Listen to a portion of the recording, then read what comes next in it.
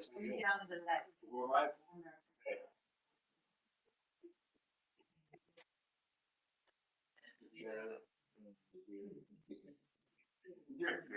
David said it'll just be a few minutes late. He's coming. I'm gonna love mostly nice trails and flowers and streams. They did it. Really fun. I love it. From music in the park. That's. Is Benji? Benji not on here? The big ones? Or am I thinking of something? Yeah, they had that fire out there with the big flag. Well, thank you all for being here. Today's Urban Renewal Agency. It's May 1st, 5:30 p.m. We will get started with the roll call.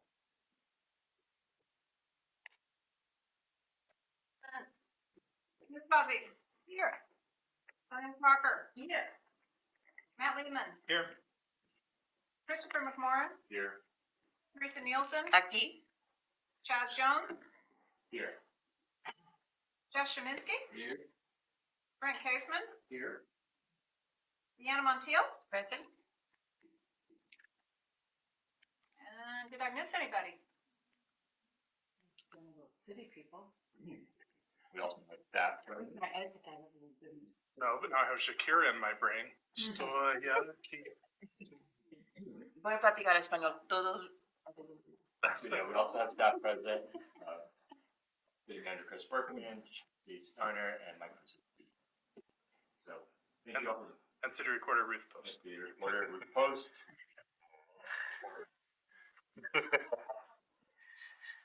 It won't do any good.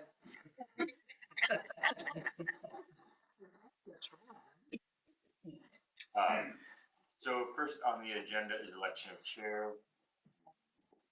Hunziker was our person last year and is not here today.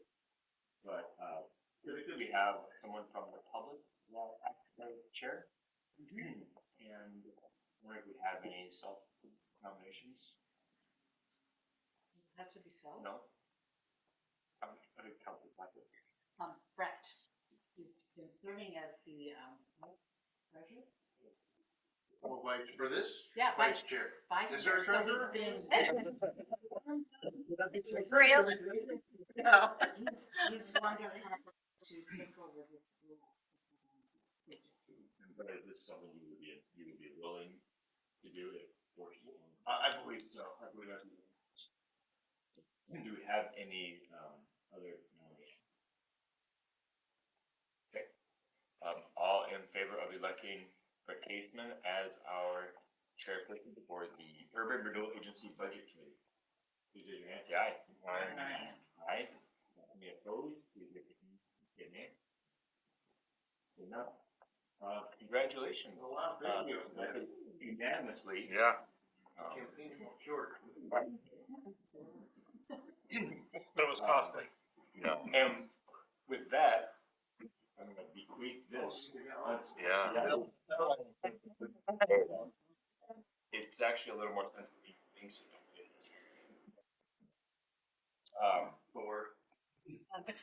And so with that, I'll go ahead and hand it off to you. Oh, okay.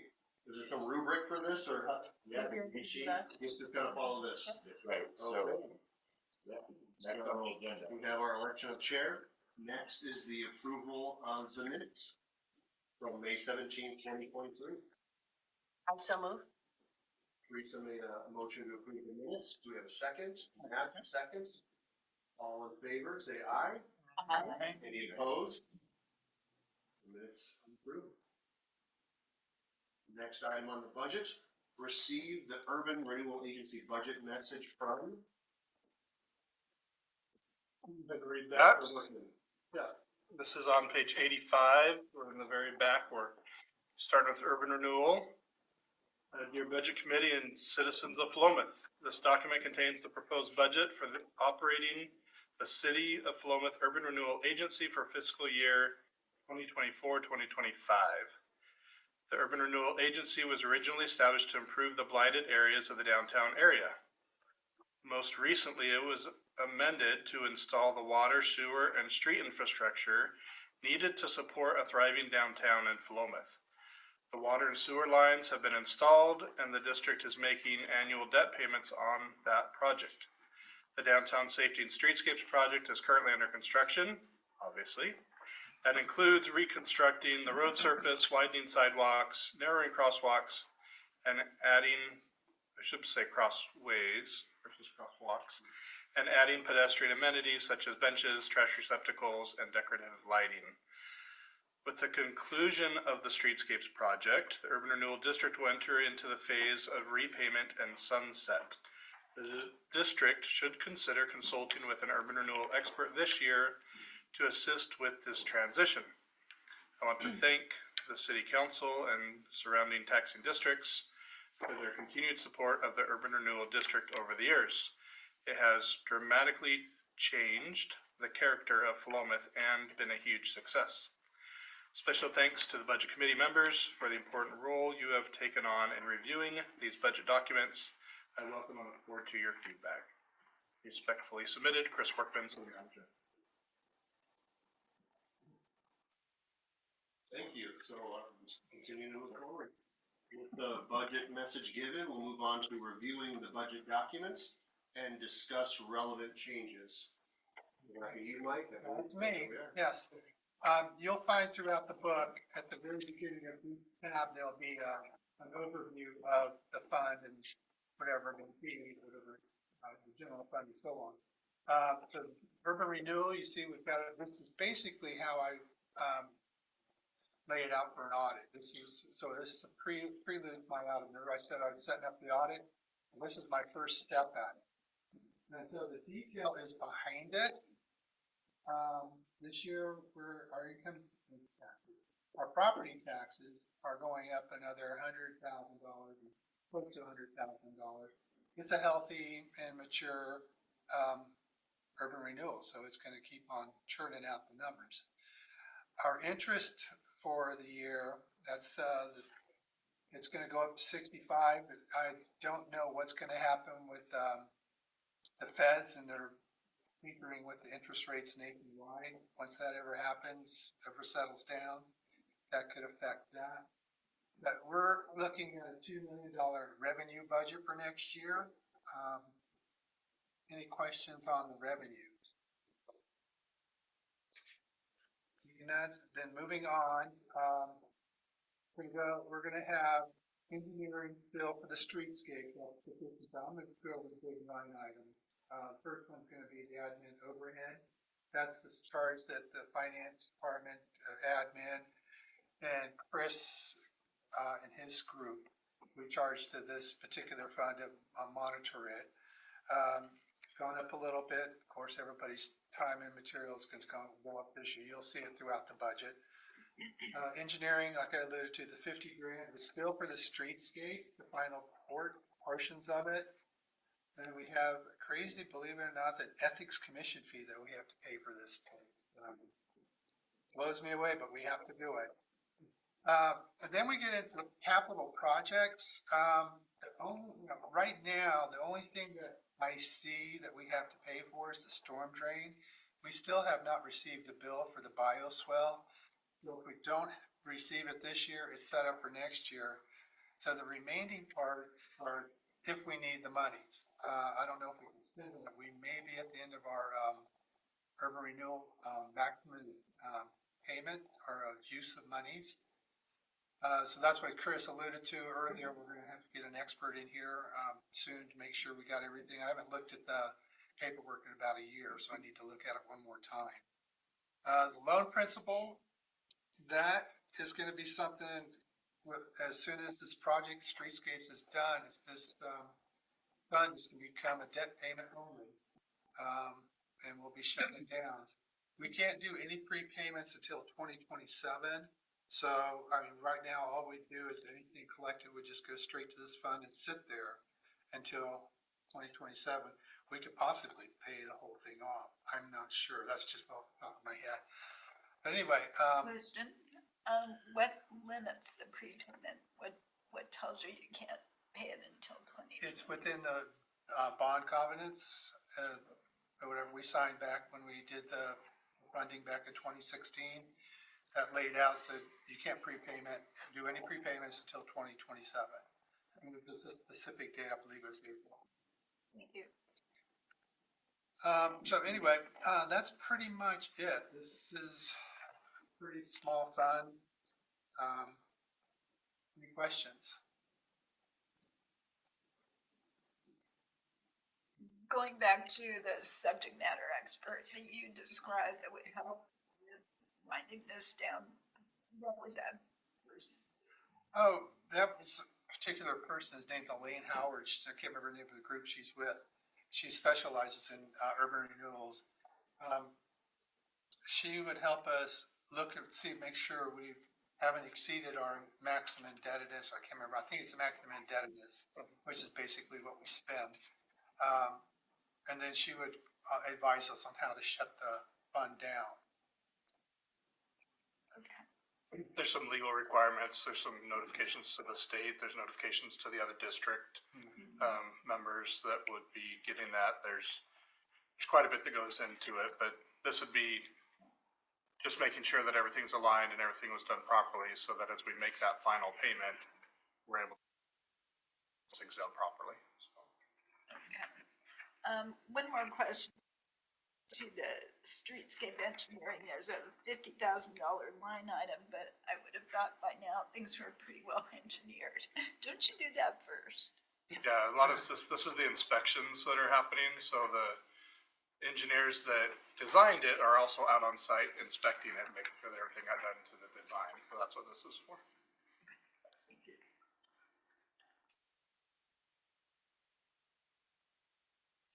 And the cost for that herbal renewal expert is that in our budget for the cost on that? No, it's not.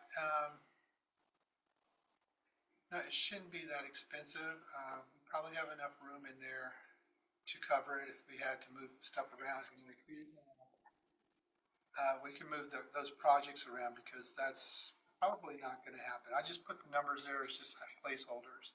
So that's what I was thinking. Now that we're talking about bringing in a lane, we'll have to probably move about 30 grand. And that's a rough guess. I don't know how much she would cost. Anyway, we could do a supplemental budget throughout the year, or we could put this down and her number be a third question, if there's something to consider for next week or the next meeting, moving money from one of the projects up into a consulting fee place. I mean, that may be what we should do. Because Chris and I hadn't talked about bringing in a lane yet, so I didn't think about it when I built the budget. So I'm gonna put that down first, because, yeah, we're talking about, so we might as well move it. Thank you.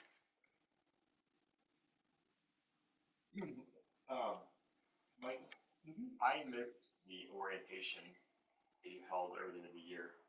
Did you already walk through the process describing everyone, the steps for the urban renewal agency budget right now versus the I'm not quite following your question. Are we going to approve the budget tonight? Oh, Or you no. have a process? No, I'm sorry, we didn't talk about the procedures, that's in the other groups. For the next meeting that we're supposed to have. Tonight, we're gonna go over every line item and write questions down, and we're not gonna really discuss them in detail. And then we'll come back, second meeting, with the answers to those questions. And we'll move, if we have to vote on them, we will make the decisions there. It has to be a group majority. One thing you have to think about, if we're gonna move money around, what are we gonna move it from? Like I said with this one, for example, we're gonna move something from one of those projects and then put it up into the expenditure. So we won't do the final approving to council at the third meeting on the 22nd. But tonight, we're just going through line item, we're going by budget, line item by line item. We're not gonna go line item by line item, that'd be crazy. It's just whatever you see that you have a question on. If we can't answer it, we'll write it down and we'll come back and we'll discuss it in further detail, and we'll put a report together on that if we need to. Let's say this is one step for the next time. Go ahead. So how much money do we still owe? All right, hang on, I got it over here. That's a Ruth question. And I'm only prepared for Ruth now. I tried to be. Mr. Plumbo, you're out of order. Okay, well, this is not, I did not write the URA version of the balance, but for over in the sewer, it's 3.6 million over there. So it's probably around 2.8 maybe. Counselor, I'm not sure. I'll have to bring that back to the meeting. I think the full project was about 3 million, so less than 3 million. Yeah. We've been paying on it for a couple of years now. So assuming that we don't have to spend the 1.3 million capital outlay for the streetscapes project, that would all be eligible to apply back to the principal? Or? Yes. Yes. You're looking at me like we're not assuming that we don't need to spend that.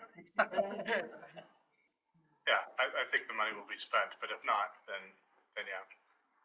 Well, my real pause was because there's other projects listed in the urban renewal plan that we might want to spend that money on rather than paying off debt. So the debt service is already counted towards our maximum indebtedness or the maximum amount we can spend. So that's already there. If there's monies left over that we haven't spent and we have room and we haven't hit our ceiling for maximum indebtedness, or more correctly, the total amount of money that can be spent through urban renewal, then the city council might be interested in looking at other projects within the urban renewal plan that we would want to do with any of those leftover funds. So, closer look to know, and we just need to finish the streetscape project before we know. Thanks. We acknowledge that David Lowe has joined us. Welcome. Thank you. I'm still learning my role. Next time I'll nail that. You nailed it fine. Any other questions from the budget committee? I want to thank Counselor Lehman for asking the Ruth question. You have the ending fund balance as is showing as funding for at least 2 units. Right. So beyond that,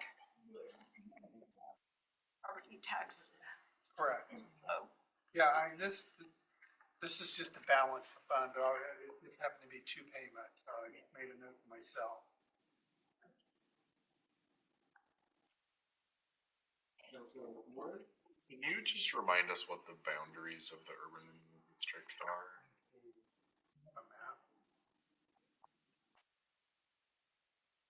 Mostly, so it goes up as far as just north of College Street, east all the way out to, I think all the way out to 20th or 22nd. So that College Street was one of the first urban renewal projects that was done, was redoing College Street and having the bulb outs there and prepping that to become part of the couplet. So that was one of the first projects done. So it's at least that area. It goes further to the north there as well into some of the industrial area. And then it comes down to Main Street. It mostly follows the southern boundary of Main Street. I think it goes to about 12th Street. When we were doing the water and the sewer projects, we extended that. Oh, thanks. That's very helpful. Sorry, I can't share my screen. Yeah, that's okay. That's right there. We actually go further. So south side of Main Street and the south side of Applegate Street from 12th all the way down to 7th is inside of there. So that block in between. And then from 12th Street, it goes all the way up to above 16th, above the railroad tracks. Turn it so you guys are seeing the look for those that are here. That is on the city's website. If you go to Government Urban Renewal Agency. So it kind of captures that northern kind of downtown block between 12th and 20th to the north side. Thank you. Questions from the budget committee? Sorry. Nothing, you're right. Oh, okay. So if no other questions, I believe, correct me if I'm wrong, I could accept a motion to adjourn. You can just adjourn it. I can just adjourn it, okay. The Urban Renewal Agency Budget Committee is adjourned. Your first meeting.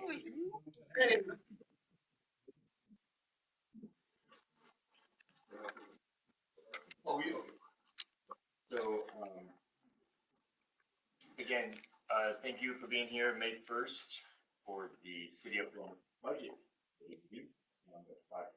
At 5:30, the first get started with a roll call.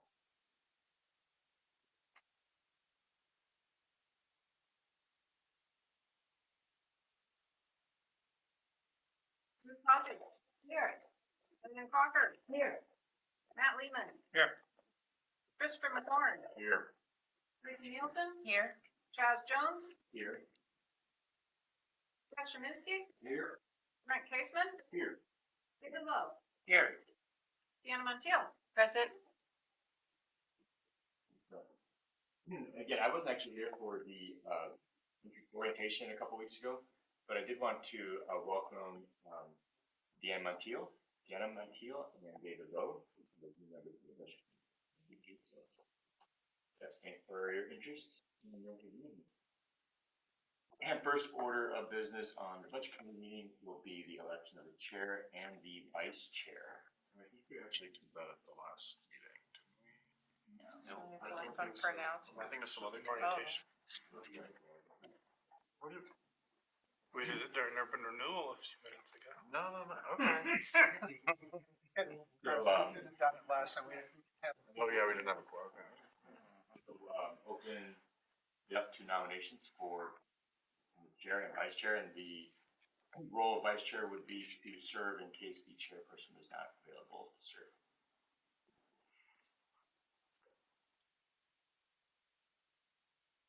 Smith as chair and Jeff Szyminski as vice chair. Okay. Thank you. And so we have a motion to have both Hickman as chair and Jeff Szyminski as vice chair. Would you be willing to accept that? I'm scared about consolidating power, but I'll accept it.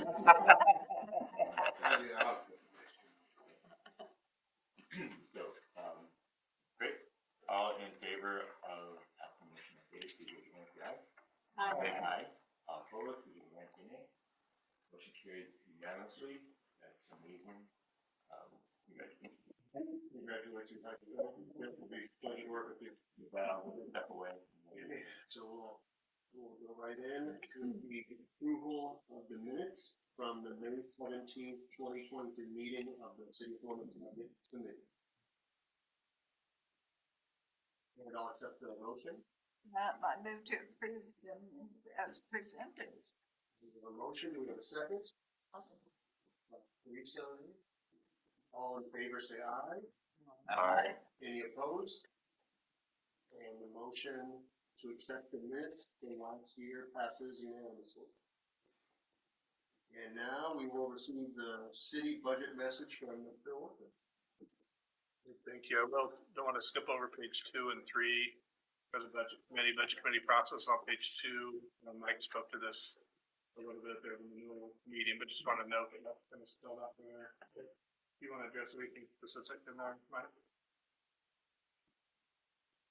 I forgot to say, on the March 15th, the department heads are needed, they will be there, they will be able to participate. That's the only thing I was gonna add for that. I think I got it all. Page 3 is the calendar, so you've hopefully got those on your home calendars or on your phone. Let us know if you have to miss a meeting. It's not the end of the world, but it is nice for us to know a little bit ahead of time. So if you're contact Mike or Ruth or myself, let us know if you can't make it to the meeting. There's a few that aren't here tonight, obviously, and they've let us know ahead of time, and we'll just carry on. But it's good to know who's going to be here and who's not. All right, budget message starts on page 4. I don't believe last year I read this. I just asked if there were any questions about it. I'd like to hear you read the whole thing.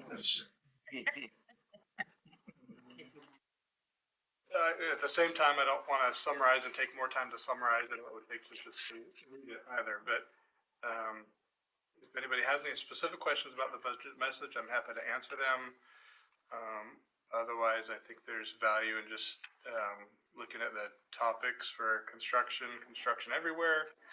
Talk a little bit about the projects that are going on and give a summary of those, both current and ones coming up in the future. The personnel impact of employment conditions, inflation. I speak a little bit about the efforts that the city's taken in pay equity and total compensation comparisons. You are going to see that in the budget this year as we look at each of the departments, that those personnel expenses are up. And so we can talk through that a little bit, but just wanted to acknowledge that that's where that's coming from, and we're not unique from most cities and counties and government entities and private businesses everywhere in the country right now. So personnel expenses are up. It's just more expensive to hire and have people on. Providing public safety, talk a little bit about the transition in the police department.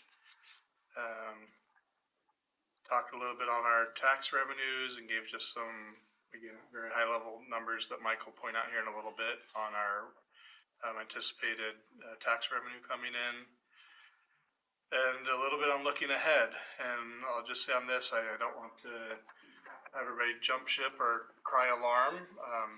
I don't like seeing that we get to the end of the year and we're having to dip into the reserve a little bit. I do think it's temporary and there's a lot of things kind of in play. If we get to a spot next year where we're similarly having to dip in, it'll start raising the flag a little bit. We may need to start looking at some things we can do to try to increase some revenue streams, which is always, I should have said last, really we'll look to what are some things we can cut and do without, and what are some revenue streams we can look at to keep things moving, to get things going in the right direction. But in a 1 year from one to the other with some pretty substantial increases last year to this year in payroll, I don't want to cause a lot of alarm. I just want to acknowledge that I don't like seeing us not adding to that ending fund balance for the first time in about 6 or 7 years. So, maybe about 5 or 6 years anyway. So, I will let that stand for the budget message. Thank you, Mr. Workman. So having received the city budget message, this is now an opportunity for a public hearing on possible uses of state shared revenue. I'm not sure the rubric here, but seeing no one. Go ahead and open it up anyway. Okay, we'll open it up for anyone with any comments from the public. And seeing none, There's no one signed up. No one signed up, and seeing none, we will close that. I'm not sure the verbiage there, but there we go. Next, we will review the budget documents and discuss relevant changes. let's go through the state's share of resources really quick. I did give you all a copy of that. You can see how it's calculated. That's not the good one. It's the one that's labeled Oregon State Share Revenue. This is a particular item that we have to do every year, report back to the state that the city would like to participate in this. And so this is the first step going through this with the council. We got it, we gave it opportunity to the citizens to voice use of the funds. What we're gonna do is general state revenues, that's basically that's the liquor and the marijuana taxes split basically 14% of the distilled spirits, the liquor license fees, and the taxes on beer, wine, and cider. Sorry about that. And then liquor tax, we know what that is. The same thing as noted before, but that's 20% that we get, and it's figured on a per capita basis. They're figuring we're going to have 5,800 residents next year. That's the population estimate from Portland. So we calculate it by the number of the 21, 24. Those numbers come from a report I get every year. It's available online. It's LOC's State Shared Revenue Report. If you go to the LOC, you have to search for it. It's not on, it used to be on the front page. I don't know where it went. I looked at it this morning. So I had to search for it. Anyway, they do a certified estimate, whatever that may mean, of all the numbers that they get from the state and say, this is what you use next year to build your budget. So that's what we've done. Liquor taxes, cigarette tax, marijuana tax. They've given us certain dollars to use, and we multiply that times our population. The highway gas tax, that one is it's also a per capita, and we split that between the streets and the roads and the bicycle paths and trails. 1% goes to the bicycle paths and trails, and 99% goes to the streets fund. So, and then what I do next, and these are things that, like I said, we have to turn into the state. I compare it to the total of our budget for next year, the budget y'all are considering. The total budget is $40,158,000. That's the bottom line. Now, the general fund is 6.485 mil. But of all the state revenue funds, 215,000 is going to go there, and those numbers are unrestricted. They can be used in any fashion. For the streets and the capital projects funds, those are specific. Those dollars have to be used for street funds, capital, or just street fund in general operations. So that's basically how that's put together. All these numbers tie into the spreadsheet or the paperwork that you have. If I change one of those numbers, it just flows through my spreadsheet. So any questions on the state shared revenues before we kick off? Go ahead, Ruth. You have, toward the bottom of the page, you have fiscal year 2023-24. Should that be 24-25? Oh. I'm gonna automate that. You get me every year. Wouldn't you be disappointed if I did? Maybe I leave it for Ruth. No, I'm not gonna say that. Anyway, I'll fix that. So is there a particular methodology for determining the breakdown between the general fund and then the two other funds? Sort of like percentage, or, I mean, how do you decide it's gonna be 215? You add up the 79,123. Oh, got it. Yeah, you just basically total those, and then you pull the other one over to that, and Right, that one's split based on a city's decision, so. okay, got it. Thank you. The breakdown of the gas tax is dictated by the state, is that correct? What's that? The breakdown of the highway tax, 99% and 1%. No, I believe that's a city function. That's a city decision. I know, yeah, Should we? Yeah, I think we should. that's something that council put together, and I just follow along and do it. Jessica? To clarify so the shared revenues, you said that they're unrestricted, that are not part of the highway gas tax, correct? Correct. And is it just from the state's perspective that they're unrestricted, or just the fact that we're putting them in the general fund? Like, do they have to go in the general fund, or do they go, can you choose to? There are some ORSs that state that you have to use them in this fashion. Okay. They're listed in the report, so I don't have them memorized. Okay.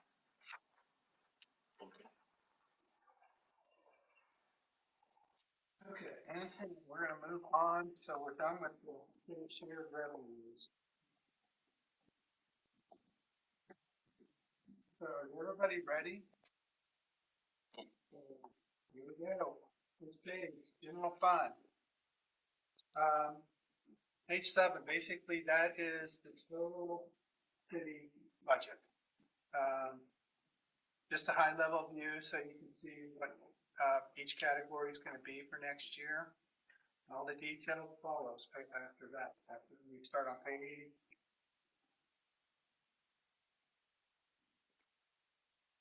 appreciate, that's another one of the, this is my audit report.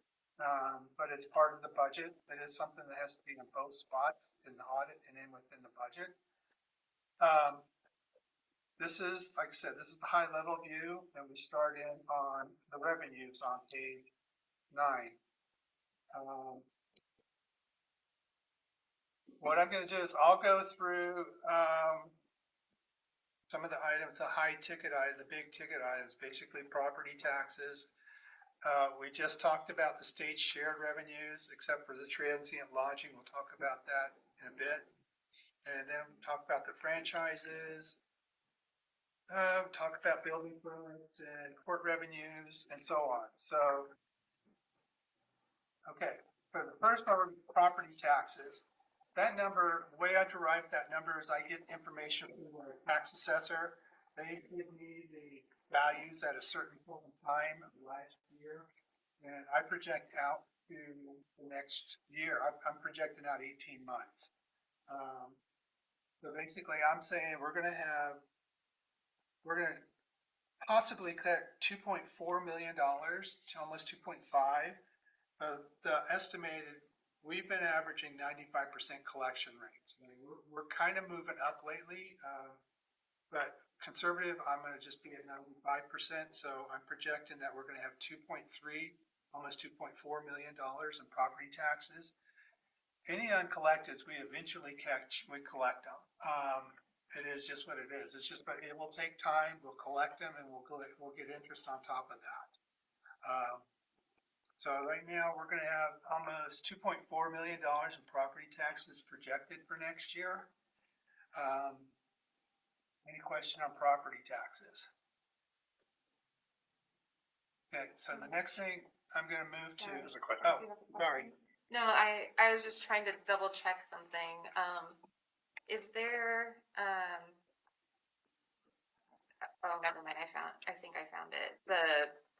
Because you said that it's the higher level, whereas the next page, there's two ones within the property tax. Yeah, two line items, yeah, prior and current. Thank you. Okay, no worries. Next section is the total other taxes. Is basically the state shared revenues we talked about already, except we added the transient lodging tax. And one thing I kind of overlooked in the procedure this year, I gave you all the reports that everybody, the directors put together for their budgets, their request. And Chris put together on his, and Chelsea put together on them, their projection on the transient lodging taxes. What's going on there is we're collecting, we turn this over to the state to do our collection process.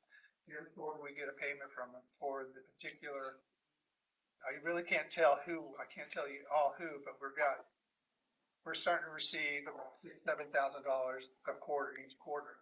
So next year, Chris and I are both projecting pretty close. Chris was 35, I came 35.4, so I raised mine.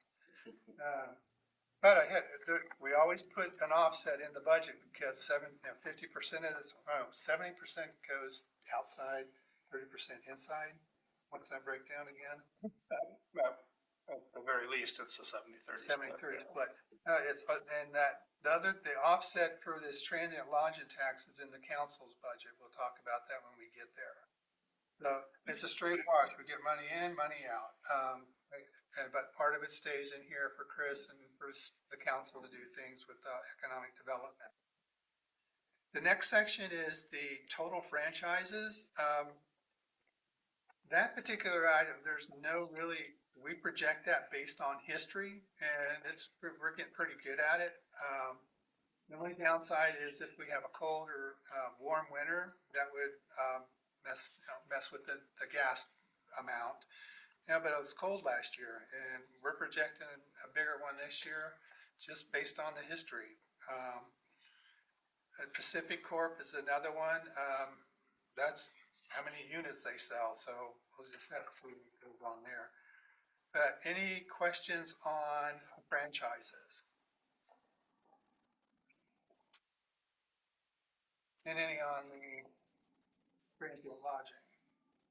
Yeah, where do you expect that increase to come from again? Could you explain a little bit more? Just What, for the transient lodging tax. Oh, we're starting to receive, like I said, we turned over collections to the state, which is a great idea.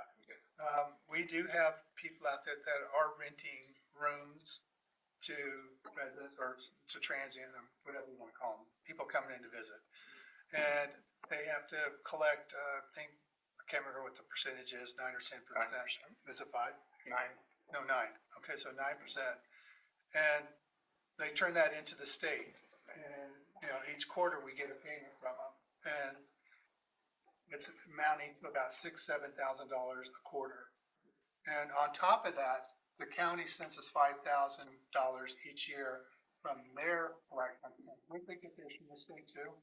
It's a countywide transit lodging tax that the county imposes. So you're saying the city was in charge of collecting before, and we just weren't collecting as much as it possibly was out there, is what you're saying? I think last year you mentioned we would kind of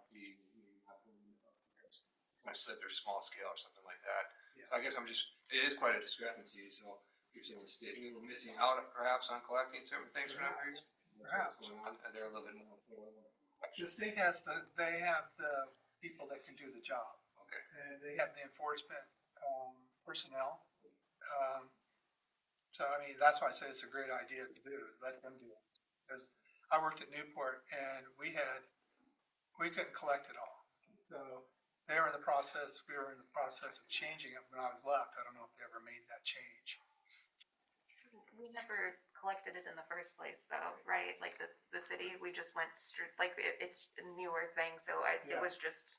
Right, that's not good, yeah. That's It's always kind of been there, we just haven't really. Or 2 years. Yeah. And it's just starting to collect up, so they've been making their payments to the state. The state knew who they were when we turned it over, so. And they couldn't run and hide from them. They knew, the state knew who they are. So we're talking like VRBO or Airbnb and even people that maybe only do it for a week, a year. The Pretty state much. is able to do. Yes. Like who's doing that. You do Yeah, it they legally. have- You do it legally. They have some very good techniques of finding them. They actually have programs that will go out and search the ads for it. And they will chase, that's why I say they have the people that can go chase these guys down to get the money. When we get our invoice from Department of Revenue, which is who does the collections for us, we don't actually see the addresses. We just see VRBO, Airbnb, and then we have the Galaxy Motel is on there. So they're collecting on their end through their systems, and then they're just knowing if it's within Philomet that that's the amount that needs to come to Philomet. So they have it figured out on their end, and the state, VRBO and Airbnb and all of those, they're registered with the state of Oregon because they're in the state of Oregon, so they can't hide anywhere, nor that they want to hide. It's collected and it's a fee, and they've been very good and cooperative to work with. The ones that we don't get are the ones that are doing it on their own through Craigslist or Facebook or something, and they're not with one of the bigger agencies. Those are the ones that we flag if we see them, and we just send them to Department of Revenue and say, hey, we think we've got another in town, and they will come out and investigate and pay a visit. And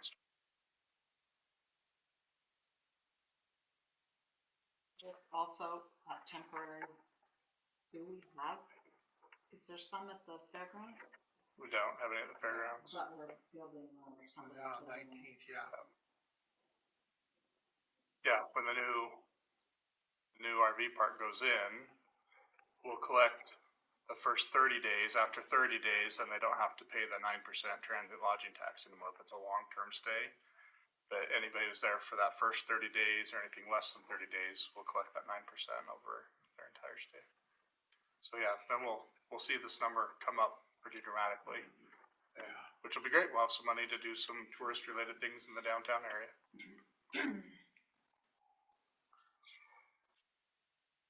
Any other questions?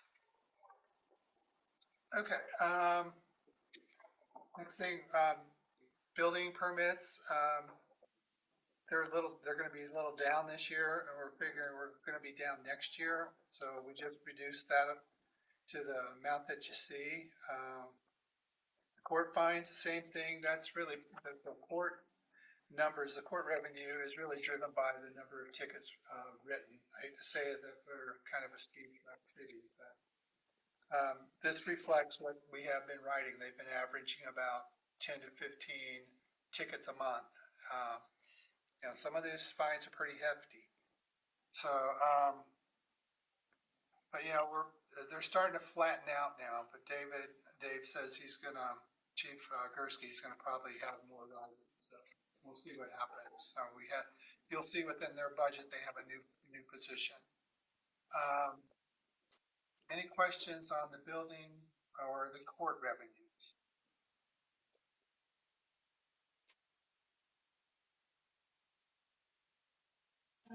Okay, I'm sorry, Mike, I lost you. okay. I was on federal sources. Ethan Page. Oh, wait a minute, we're, Page 7. no, I'm on page 9, I'm sorry, I'm on page 9. Well, could you tell me what federal sources are? They changed it dramatically. Page 7. People back on me. Where's she talking about state sources? Federal sources, fourth line down. Oh, you wanna know why that's so far down? Yeah. ARPA money. So we collected ARPA money 2 years ago. We got two installments. Well, we're not gonna get any more. The 48,000 or the projected 49,000 for next year is basically the stiff money that we're expecting. That's what the 49,000 is. Okay, and what about the state sources that goes to 2.7? That is the Skirvin Park project, the grandstand.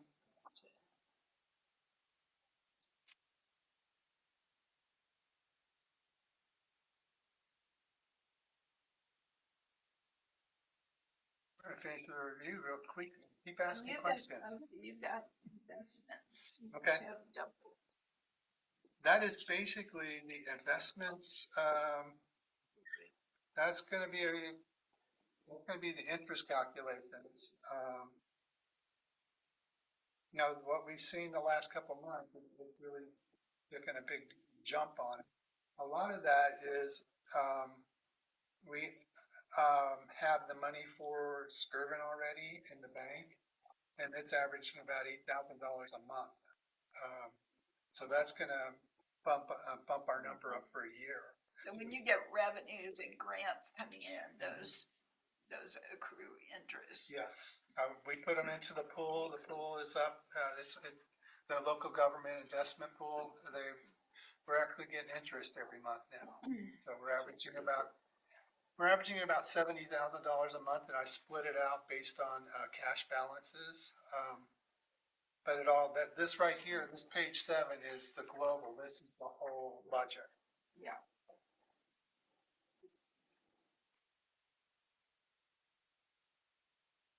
I have a question. So looking at page 8, there's a line that says fee, fines, and forfeitures. And then when looking at 9, does that correlate with the court revenue? You know, I'd have to go look at that. Because it says that there's no money in that fees, fines, and forfeitures.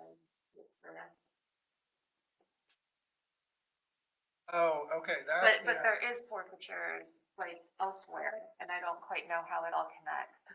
Yeah, some of these, I'll have to change some of the verbiage on some of these. Off the top of my head, I'd have to go look at that. Do you want me to dig into that one? Well, I was just kind of confused as to why, somewhere else there's Forfeitures something. is probably the bad word, because we don't really have any of that. The money, we do have some coming in, but I did not put it into forfeitures. I put that into miscellaneous revenue, because that's kind of what it is. But I can look into that. I can tell you what's in that. That's the general fund. Well, there's nothing in it for this next year, so I wasn't quite sure if you're planning on not using it anymore, if it got split up. Well, it's like I said, that's the general fund fee, and we do get a land lease payment from the Frolic each year, so that's the $1. Oh, okay. Well, then why isn't there $1 there again? And why weren't there previously? It may have not been allocated. The rest of our budget, I don't set up a budget for $1. Okay, I don't know. I mean, it's bad enough it's showing up, that's in the actual categories, so I don't set up a budget for less than $100. Okay. It's just not worth it all. When you start balancing things, I chase dollars, man, I don't like chasing dollars. Gotcha. One more question, page 7, I'm sorry to jump around, but the, contingency that goes from 6.96 to 2.3. So, is that what you're talking about when you say the reserves or? You'll see it when we get to, the, LBE, the Land and Building Fund, that's our biggest one. Yeah, it's more closely tied to projects that we were doing than it is to ending fund balance. So when we get to just the general fund, without projects, that'll be more apparent what I was talking about. It's over 4 million that we're. We'll get to right now, that's the high level view, so I have a question. go for it. Thank you. In regards to contingency, is it the same, would it be contingent to the same contingency as we go through this? I don't understand the question. When it refers to contingencies, like, is it the same? Is it based upon the same contingency? You're gonna, that's tied to every contingency in the budget, if that's what you're questioning. Yes, it is. Thank you. Okay. Okay, let's go ahead and move on. Page are we on now? We're on to page 10. Okay, page 10. We have contract planning, that's gonna be 25,000. We are working with Adair, we have a planner on staff. He's working with the Adair and Monroe. Who's the other one? Yeah. Monroe, and we charge out some of his particular or their salary to these, and they pay us. That's for next year. Flower basket revenue is back. We're expecting it to be start up again next year. Park reservations, that's flowing along very good. We're expecting 10,000. Police assets forfeiture, that is money that we collected from the DEA. They collected it from drug raids, and they finally moved it from. They want to spend it next year, so I'm going to have to set it up to spend. So I'm putting the money in here, and I'm going to transfer it over to LBE, the land and building equipment. He's going to buy some weapons with the money. It's pretty specific how to use that money. And I've told the chief that I'm not moving the money until he spends the money. That way I know how much to spend. That is, you don't mess with federal dollars. Particularly this one.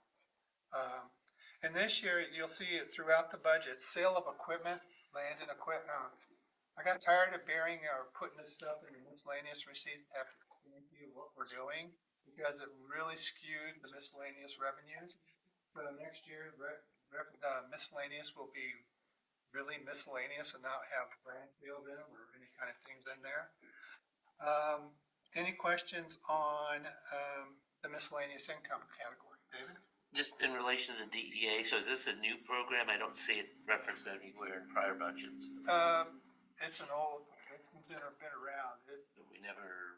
I haven't used it. Yeah, I mean, they've been sitting on $1,700 for as long as I can see in the books. I don't know, but this particular line item exists. So Joan set it up years ago, and it was there for me to use. So like the actual 8 months actual, we actually got. So who or what happened to say, oh, we've got this, or DEA sending money in, or Believe it or not, they were sitting on this money over in, they being DEA? the police. Oh, the police. They had this in a secure area locked up. And they finally, they said, they've got approval to, the cases were adjudicated, so they could spend the money. They were given a green light. So they deposited the money into the bank, and I show it here, but I'm spending it in the future. So would that be something that's recurring in the future? No. No. No, It's just only, that's all they have, and it's gonna be gone. I don't know if they're sitting on anything else, but it usually takes time for them to split, get through the adjudication stages. Right?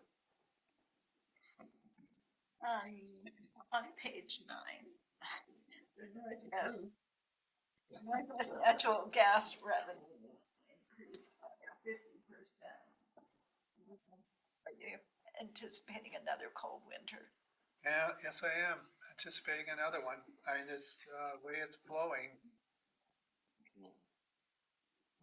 To touch on what David had brought up, so is it the money that was seized from the drug raids? It's not necessarily any other kinds of items that were sold or anything like No, that? you're getting into the details. You get down into the weeds. Let's, I'll put that down and we can ask David. David put a report together. And then also just, so is that like accumulated over the years, or was there? Let's ask David. Okay. Yeah, I am not gonna try and answer that one.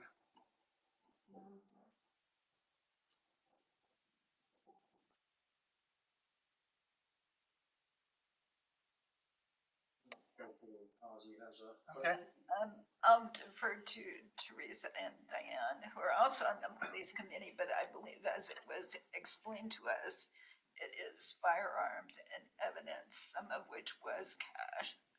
And I believe when the case was resolved, then the firearms could be sold and more of the cash spent. Well, we can put David on the spot. And Mike, I have a super quick question. This is more about, just wondering about the integrity of the formulas in this. Going back to the flower basket revenue real quick, it was showing a 0% change from 23-24 to 24-25. There's obviously a change there. Could some of the formulas be broken? Oh, yeah. Okay, just Yeah. not making a big deal. There's some, you'll see some that, Okay. there's a change and it's 100. Some of Yeah. Got a $1.4 million on one percentage change. I went, no, I just paid 100. So if you see 100, that's our, getting rid of all the weirdness. You can see that it's a big increase. So. Okay, last thing, two more things to talk about. We've got the overhead transfers. That's the stuff that we charge to the streets, the urban renewal, water, and sewer.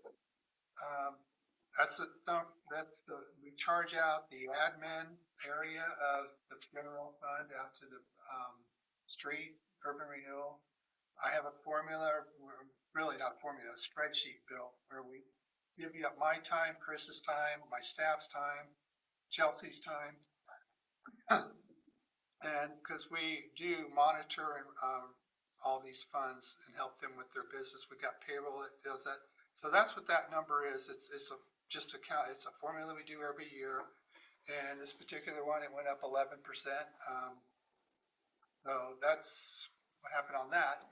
The interest is like I've told you, I'm expecting a big increase on the interest just based on our ending balances. We are healthy, have good healthy balances.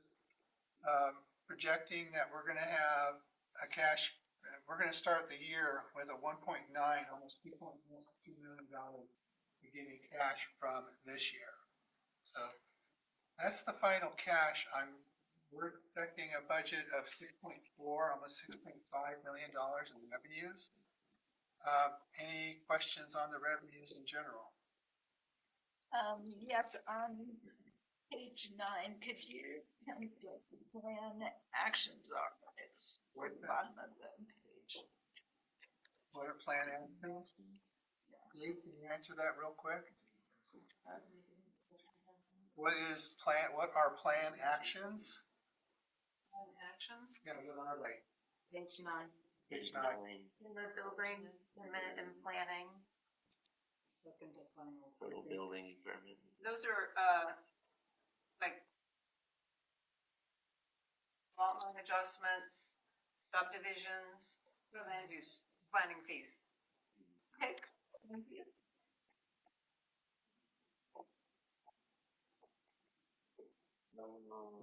Councilor Nielsen? Yes, the miscellaneous receipts, can you explain that one on page 10?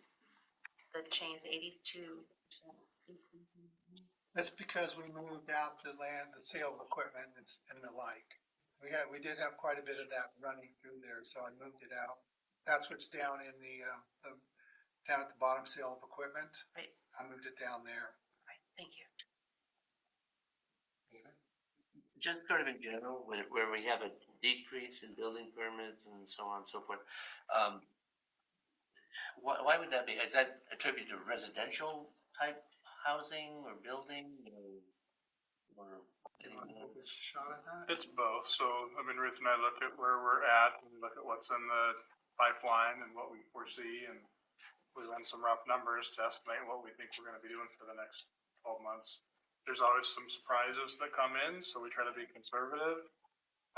But, you know, when it comes to revenue, we tend to be conservative on, you know, this is kind of worst case scenario. If we keep going with what we know is gonna come, we're looking at this number, and then if we're surprised and we've got an uptick in a little more development than we were anticipating, that's okay, it's to our favor. So yeah, we try to stay pretty conservative on where we're headed. So is part of that based on residential as opposed to business? I know you addressed a little bit about the business or big stuff and that's it. Yeah, it's both. I mean, residential, we don't have a lot of buildable land inventory in town right now. We've got one development that's underway that, as we know, is kind of stalled a little bit with some environmental issues and other things, so that we could see some pickup there this year. There's a lot of infrastructure that needs to go in the ground this year before houses can be built, so again, we just don't anticipate a lot of residential coming in that one subdivision, and we don't have any other subdivisions in the pipeline right now. So residential is going to be down. Commercial, even an up year, isn't gonna significantly, you know, be a significant increase in our planning fees or permits or anything, so we will see the RV park continue to go in. They'll be pulling permits for that, which is good. We'll continue to see hopefully the flexible space there, some other commercial development going on. So there'll be some, we just don't anticipate a banner year, a lot of stuff going on. Anything with Interfor, I mean, how significant does that play in our? I mean, they'll still pay property taxes. We don't anticipate any new development going on there, any new capital expenditures, so it's kind of flat more than anything. Thank you. Isn't the biggest impact there on water revenues? Yeah, and we'll see that when we get to water and sewer. Yeah. Oh, what is that? I've got to move on to the already. Okay, so that's the revenue.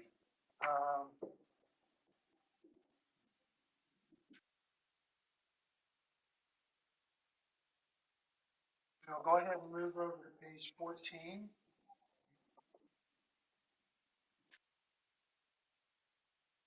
I'm sorry, no, 13, sorry. We're skipping the city manager's payroll. Okay, as Chris alluded to in his budget message, and we kind of said some of it at the orientation, our revenue, our expenditures for payroll are going to be up this year because we're fully implementing the salary study that we did last year. I've triple checked these numbers with Chelsea, and they are what they are. Let's see, was there anything else on there? The salaries are the big thing. We still are doing sick and vacation accruals. We're putting that together in case somebody else decides to retire this year. We've got Ruth that's going to hit within this budget, and she'll be in the next budget also. So anyway, Any questions on the payroll budget for the city manager's office? Can you tell me again about the associate commander? I know you mentioned it earlier, but where that comes in, because that's obviously a large increase there. Tell me about this. In the past, we were contracting with this county, and they decided to discontinue that particular item or that position. So we decided, we need to have one here, so we brought it in-house. And so you'll see the offset with contracted planning down on the next page, it's gone. So they kind of washed. Okay. Go ahead, Ruth. The increase in the health insurance, dental and health reimbursement account, is that additional staff? When we have, yes, it is additional staff, and when we don't know what position the person is, we have to put them at full Fully loaded value. with full family. Everything's full family. They, and if they come in less than that, then it'll adjust itself next year in the actuals. Okay. But yes, that is new personnel. With respect to the longevity pay, do you actually calculate that based on expected payouts? Longevity, or are you talking about the sick and vacation accruals? Longevity. Longevity, we're, as opposed to prorating it over time. It's a monthly, Right. pay that we talked about when we talked about our compensation structure. The difference is here, it's the people. So currently we may have a person who's been working here for quite a while that has longevity pay that might not be working here in the future. So that longevity pay may go away, and then we don't have anyone that's actually going to be eligible for it. So you'll see some differences from budget to budget on that. Right, and there's a zero on this one because. Oh, and what is the workday tax? What is that? What is that? How to work in? Oh, that's workers' comp. That's another, they tax us a workers' comp tax rate each day. It looks like it's different, like it's tied to workers' benefit fund assessment. What's that? Yeah, workers' benefit fund, they're both in the workers' compensation part of that? area. Yep. What is the difference? Oh, that's a good question. We'll have to look that one up if you want. Off the top of my head, I don't remember what the difference is. I think the one is the state, the workers' benefit fund is what takes to the state. And I believe the workers' compensation is our safe. We'll bring it back. I think to safe. This will apply throughout the budget. So all preferred workers are on the Right. table. It's taken out of both employees It's and taken out of, employers. yeah, from everyone. Just a small percentage. I think our workers' compensation line is our safe. Safe. And who does the cell phone reimbursement apply to? This guy right here.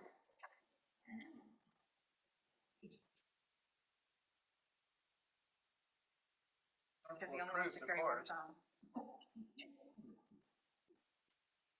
Okay, we'll move to page 14. The big differences this year, attorney that we've had in the past that retired was giving us a great deal. Now we've got a new attorney, Ruth, that's handling our items. And so we've gone up a little bit. We're not quite sure. We're hoping the 60 grand is correct. It's just, this is going to be based on time and material. So we estimated 60,000. We'll see if that works out. Then you can see that the contracted planner, which is 5147, that is zero. What else we got? Our network consultant is going to go up a little bit. I thought it was going to go up a little more, but I guess it did it this year. The planning expense, that's in case. Chris, what is that one for? What did we do the planning expense? What that one is, or Chelsea? Plan expenses are. It says it's engineering and planning. Yeah. Okay, okay, You're spending for the engineer to review. that's right, that's right. And our web page maintenance went up a bit. anticipated change there. Yeah, yeah. So overall, the city manager's budget went up 18, almost 19%. You do have a number of zeros in there that are incorrect. Yeah, some of them are broke, we'll have to fix that next time, and I'll just give you all new sheets if you want them. Yeah, cause some of them are really bad. Okay. All right, David? So back to the attorney, city attorney. So is it the same arrangement that we've had before with Corvallis where that attorney group does Corvallis and we have like a contract or something? No, It's not. not It's quite, the same. no. We have an independent contract just with them. We will use them as needed. They'll review agreements, contracts, they'll review the council packet before meetings, and we'll discuss whether we feel like we need to have them at the meeting or not, but otherwise they won't attend council meetings unless they're needed there. So, we're gonna try to hold our costs down. Right. As much as we can. So they're there, they're a resource, they're more than available, very capable. But it's just a little bit different arrangement in that we're not getting them on a retainer to just be present all the time. We'll use them as needed and pay a lot more per hour. So retainer, You know what the billable hour is? I'd have to go back and look. Very. We do have a sheet. We'll bring you a copy of that. I'm curious. is there any built in here for? Doing it. But depends on the law. Just follow up. Is there anything built into the fee for potential litigation that the city's anticipating? Or this is just all, Ooh, you're getting into deep. well, okay, and maybe that's something that's Do you want executive something to session. report on that? Not necessarily, it's just a curiosity. Typically that's our non-contract, so there's a Yeah. kind of our standard Yeah. 6,000 and the 3,000 we hang over for anything outside of what we would do within our regular contract with them, but that 60,000 is anticipating any additional lawsuits, any additional work that they do, so, and I don't know, we'll see how that 60,000 goes, and we're gonna try to stay under there. I just, I really appreciate all the memos in the back, and had seen that there was a desktop replacement for $4,600, and I was wondering if that was supposed to be with miscellaneous, where it falls. Mike, did you want to talk about those? Cause that one says 4,500 if it was supposed to be that. That could be, We put all the computer equipment, didn't you put those into the capital? yeah, those go into the capital. Oh, Yeah, so that's why it doesn't have That's the where, yeah, a number, because I wasn't sure where that. right, yeah, any of those, the desktop, those are, All those we have that over in the equipment fund. Equipment fund, yeah. So then the miscellaneous would be like, What's It's that? a catch-all, so it's really for, if we have a lunch lunch meeting that we're hosting, or we have to get supplies for that, or, cards for someone's mother passed away and we need to get card or flowers. There are, it's those things that don't really belong in another category. Just an estimate. I just wasn't sure also. Yeah, no, I was also wondering like what you expect to cause that to increase. That's just based on history. I mean, we've averaged around 3,100. Like that was like 5,000 in 2022, but then it went down last Right. year. So So I we put wasn't it quite at the sure. top. If you want, we can look at it and give you a report on that one. I mean, I otherwise, mean, I just wasn't sure how. Yeah, I don't. we'll dig I don't into have a that, note we'll on bring it here. back.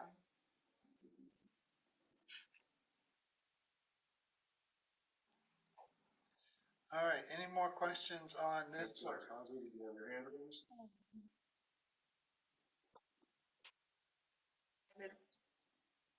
I may be ahead of things here.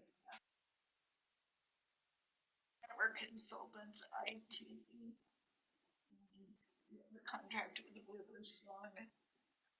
Yes. Were we moving away from them or?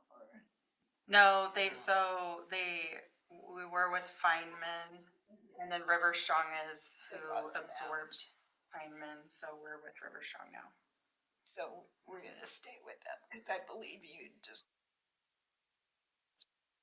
Yeah, we've been working really well with them. They've really stepped it up and they're giving us more of what we need, which is people really who have the ability to work in our systems. They're really stepping it up for public sector, and the fire department is also contracting with them. So yeah, we've been more happy with them now that they've gotten settled. Yeah. Okay. Okay. We're gonna move to page 17, we're gonna talk about the building permit, department.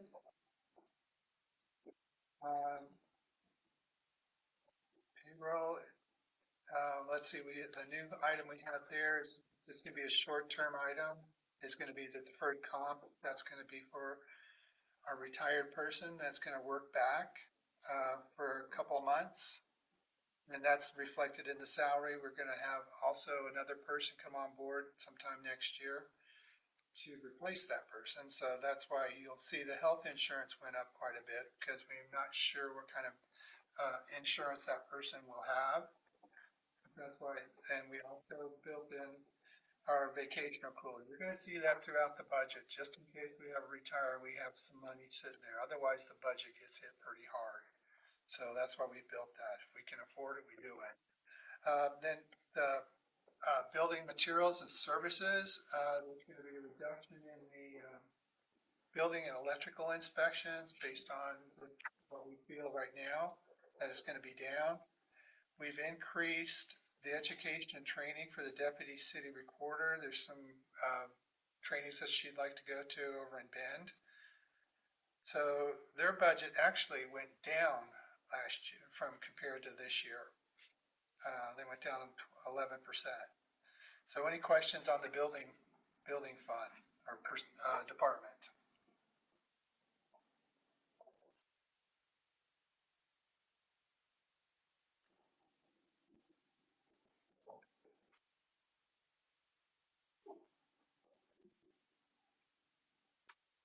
Moving on. See no questions. Okay, we'll move on to finance, page 20.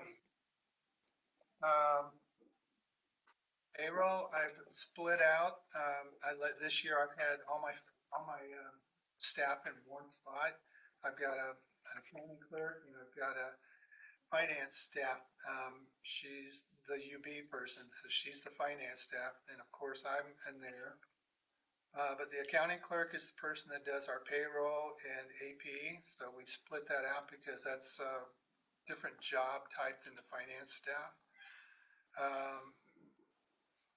Otherwise, my payroll is pretty much flat except for the increases in the salaries. Talk about materials and services. We have a new auditor on board. That this year their cost is going to go down. Actually, I think it's a good thing. Credit card fees are starting to go up. They're starting to inch up a little bit, but we're also, that's predicated based on usage too. I did a quick count during our really heavy time, which is the 14th, 15th, and 16th. We only had 10 people come in and pay. And so we're starting to, a lot of it's electronic now. So it's really, that's a good thing. I'm gonna keep checking that just to see how it's going, but we only had 10, 15 payments by people coming in to make payments during our what I consider a heavy time. So that's why it shows I'm going, okay, that explains why my credit card fees are going up. Just based on, we've got a usage, they do it outside. Yes, question. Sure. Could the city change to something like credit cards, like a Venmo or PayPal or other type of electronic payments, and then maybe a lesser percentage? No, well. That ties us both to Yeah, everyone over there. particular, yeah, we haven't looked at that yet. We're not that big yet. Right, yeah, but if Yeah. it's creeping up like you're saying, and then Yeah. people like options, and there might be cheaper options out there. Yeah, when we get there, we'll worry about it. Right now, we don't have the bandwidth for it. All right.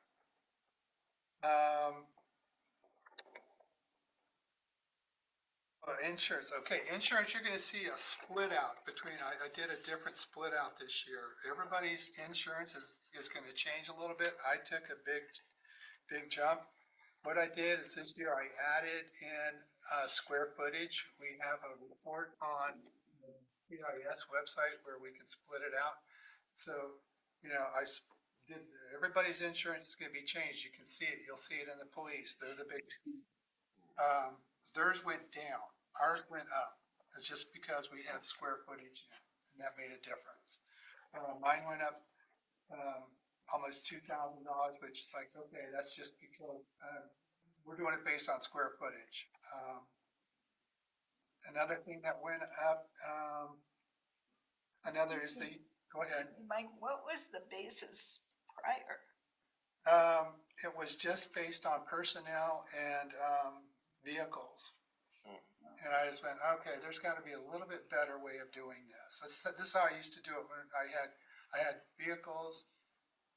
Oh, and they had the budget too. We have budget, personnel, vehicles, and square footage. I added square footage just to get a better spread, because you got more risk in the square footage. And so, that kind of spread it out too. And I also I put some into storm drain too, because they're something that's starting to give us risk management. So I put square footage on just about everybody. If they don't have a building, they didn't get that charge.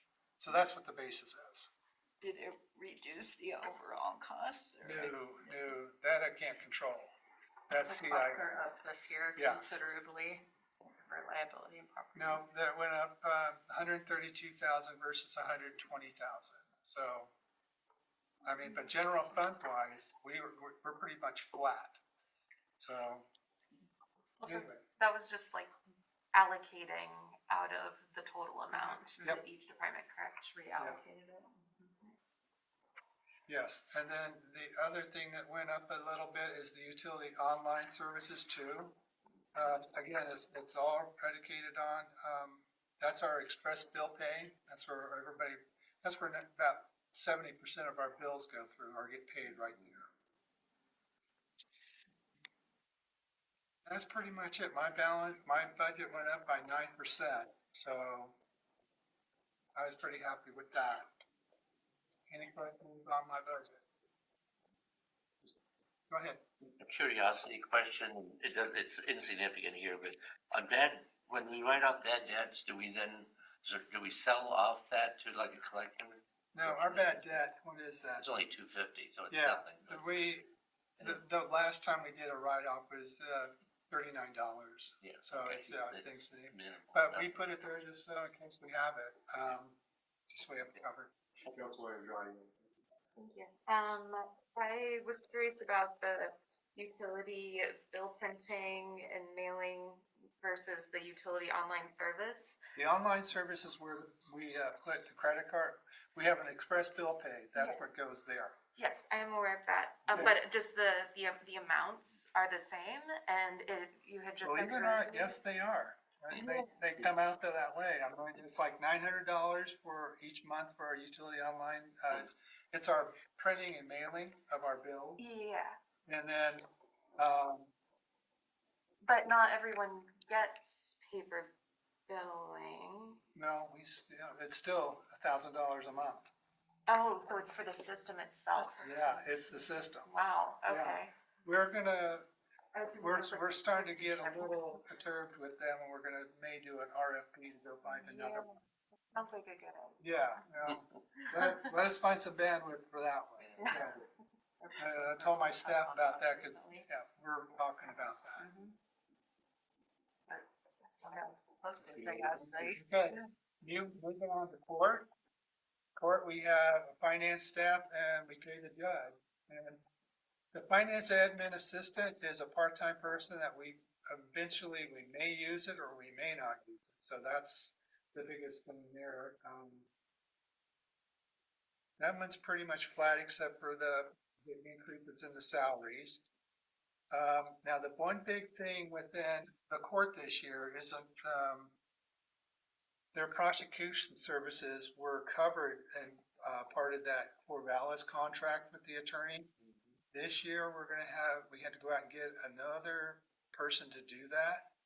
And that's why the legal expense went from 0 to 3,600. It's $3,000 a month for prosecution services. You know, overall, the budget only increased by 12%, which is good. Now that particular budget went down, and materials and services went up a little bit. No, pretty big. Yeah, but anyway, I wasn't too upset with them. It's all the total. But the biggest big increase on that budget is the legal expense, and that's the prosecution services.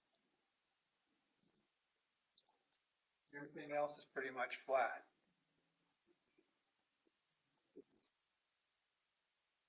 Any questions on the court? Hey, Jeff? Just for clarification, so you call the court clerk finding staff? Yep. Yeah, that's just, we could probably call it the court staff, but that particular one captures everything. Not to be confused with your department. It's differentiated by the number 4. The department is department 4. Okay. Yeah, that's, each department in general fund has a number associated with it. City manager's 1, building was 2, 9, 3, then 4, then police 5. 6 is building and grounds, 7 is parks. 8 doesn't exist anymore, 9 is council. So that's how we differentiate it. And that's, if I see the 4 and I know which one it is. So. Any questions on court? See no other questions? Okay. Moving into police. Okay, you're gonna see the new structure now. The department head is, was the lieutenant, he's the chief, so he's in the department head slot.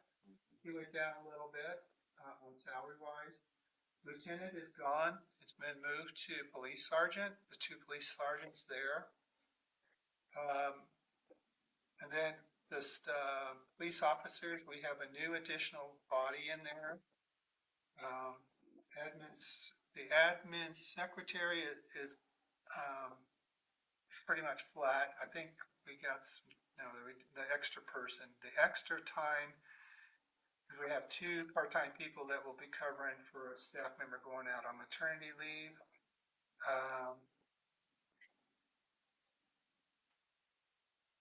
Let's see, health insurance is going to be up a little bit because we got the new body. We don't know what kind of family situation he will have, a family or not, or whatever. Anyway, the big increase in that particular budget was additional body and police and extra help. You budgeted for police sergeant? We are doing that now. Councilor Andrade? Previously, when this discussion came to the Finance and Admin Committee and to the City Council, the main thing that kept coming up was wanting to hire another person due to safety reasons for the police officers themselves. And so we hadn't originally budgeted a new hire, or hadn't planned to. And so I had asked for more information about what it would be, what the costs would be compared to hiring a full-time person through the city versus contracting. Just because, as we can see,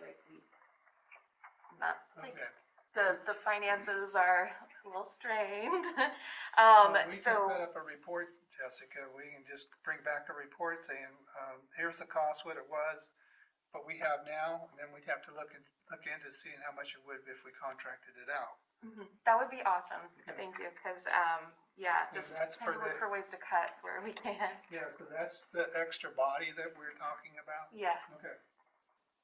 Yeah. And that goes along kind of with the overtime. I'm thinking if you have a new body, I see the overtime goes up significantly. It's at least since the last 3 years.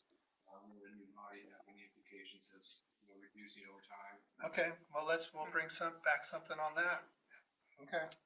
I will note, just as I've had discussions with the chief, that the county is also understaffed, so they would have to hire more people to be able to contract out to us, and they're gonna pass that cost on to us, so that is something to keep in mind, that everyone in law enforcement is having trouble getting the bodies, and so they're, strained currently, but I'm sure that he'll put that in his report to you. Crocker? I'm just curious, if we contract out, are they getting any health insurance, or, I mean, how does that happen if it's contracted rather than? Well, that would be something. A we'll portion bring of back. that, that's part of what they would charge us, is that portion, similar to the planner that we had. Yeah, when we contract out our planner, it's not for their hourly, it's hourly plus all the benefits, it's our actual cost plus an administrative fee on top of it, so we charge considerably more to contract out than what we pay our planner to do. Okay, well, we'll bring back that information. We had that. Let's see, and then we're gonna move into the materials and services. Dave was pretty good with his, report. You can see also that his insurance, cost went from 42,000 down to 31,000. Just helps spread out a little bit. I was shocked at it, but it worked just right. Ken leaving? Huh? So just with Ken leaving? Yeah, that's just Ken leaving. Yeah, it's his fault, all his. But, yeah, his budget only went up 4%, so that was good. Usually the police department goes up a little bit more than 4% on material. Overall, they went up 12%, which is good. Like I said, we got the two questions on. Go ahead. Oh, you have a line item, 5715 as utilities. 57 what? 5715, which is supposed to be garbage service for dog waste, but we don't have a dog anymore. You're looking at the description of the dog, okay. Well, I'll have to ask David about that one. Yeah, I'll have to ask him about that, because he's reviewed by them. Councilor, you already had a question as well? Could you remind me about the, union contract? Was the uniform allowance part of that? Yes. Okay. Yeah. Then in that case, I suggest, changing the wording, because uniform allowance, if I remember correctly, in all the other departments, refer to, purchasing new uniforms as opposed to cleaning. Okay, well, I'll look at all of them throughout the budget and come up with something on that.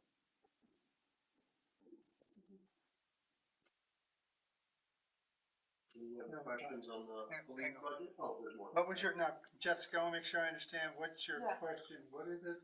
So You're saying some of them are different categories So, or? no, so uniform allowance in the police budget, like specifically there, only uses it in terms of, cleaning. Whereas everyone else, like buildings and grounds and parks Like and stuff. public works, it's the same category, but it's for purchasing. Exactly. Okay, I'll look at them. It could just be how they put their verbiage out, and then it could be how they use it too. But yeah, I'll get some clarity on it. Because then uniforms is the actual purchasing of the equipment that they use, that the police uses. Yep. Something. Okay. Right. Indiana? Thank you. Clarification, I'm sorry, I didn't catch the next digit, but 1.5 for the dog, where was that, located? Dollar? Yes. That was 5175. But where she was looking at. Oh, 7. Page 30. Okay. But, one said utility, garbage service, dog waste, that's the one we need to find out what we're doing there. 5715. Our dog just retired. and Yeah, the dog retired. There was a dog and he I don't retired. think that's what it's for, so That was that's why I my gotta question. clarify that one. Thank you. Any other questions? Mike, did you have more? Nope, that's it for the police. Any other questions on the police? Any other questions? Go ahead. Okay, we're moving to page 31. Personnel. I'm sorry, I have one question that I forgot until now. The office lease, it says that there's 29, the description says copier / fax machine lease costs, and it looks like it just started this year. And I was curious as to why leasing, why not purchase, is there? Usually it's more beneficial to Yeah, lease than there's purchase. reasons into that both for City Hall, actually, I think Public Works, City Hall and police. Because we get service and that contract, we get toner, first, they would do repairs, and so the other copiers that we had were not getting maintenance at all, and so just for all of our locations. That's good. But to it know. did start, I think, last Yeah. year. Cool. And then one more, on the small tools and equipment, it's almost $9,000 every year. And for new office furniture and other office equipment, that seems like a lot. To have. I would like some justification on Okay, that. we'll get that. It's not in his report, is it? I didn't see them. Okay. I'll get him to give you more, give it for clarification.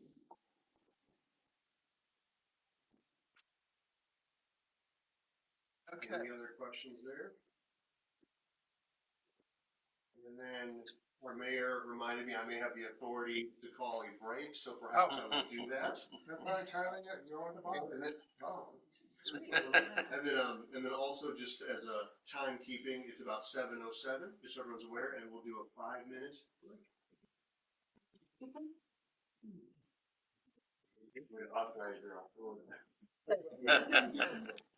You go in my head.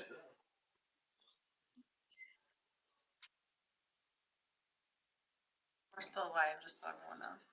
We're just working on it.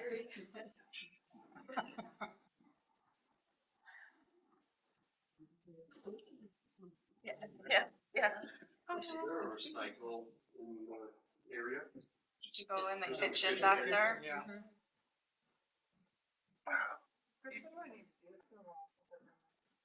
You can just mute the microphone and mute the video.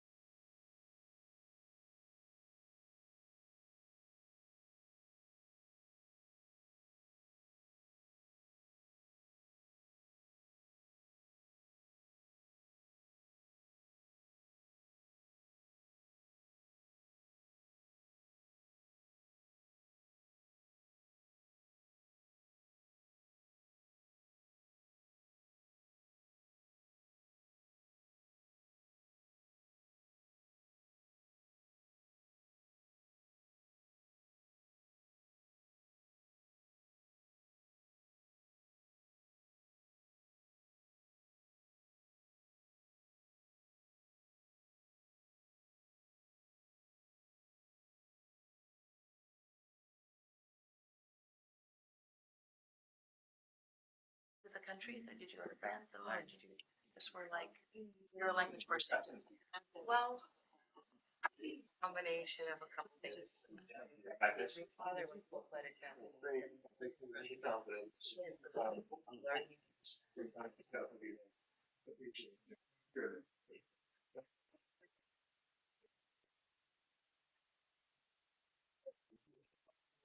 Out of it, Maybe one more minute and I'll call us back. Yeah, here's the library board meeting.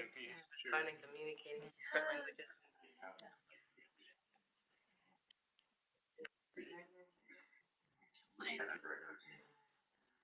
I want you to know, I'm on that library board too, but I think it's my priority. I'm not even, That's why we got Without both of you.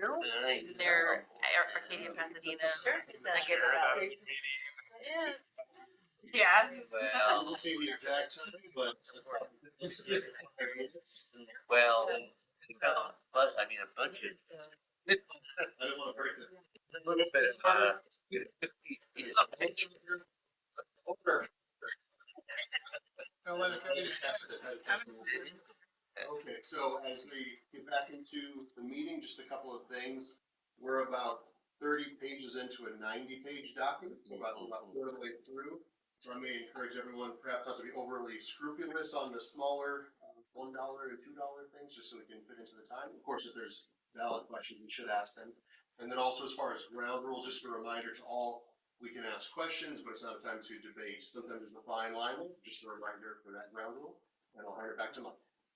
Okay, we are on page 31. All right, I made a Google page. We do not have a custodian. The custodian is now the building and grounds worker. So there's 28,000 there that doesn't belong there. So that will be fixed. I'll have to put that down because you got to vote on that. That's got to be part of your change, the budget committee. So that's an inadvertent, I don't know how it got there, but that budget is over by 28,000. So the total budget down there is 108,886. But, okay, so that's kind of alludes to what I was going to talk about. The custodian's gone. Building and grounds is now that person. They'll do that job plus other jobs. And the health insurance is another thing that went up. We're not sure how that's quite a bit. I need to look at that health insurance. I didn't expect a $20,000 increase, but that would be one body. That's. Because the custodian did not have insurance. So no, I'll look at it anyway, but anyway, that we have to put custodian down in building, the budget committee will have to direct me to clean that up. Otherwise, that's. Councilor Lehman has a question. Okay.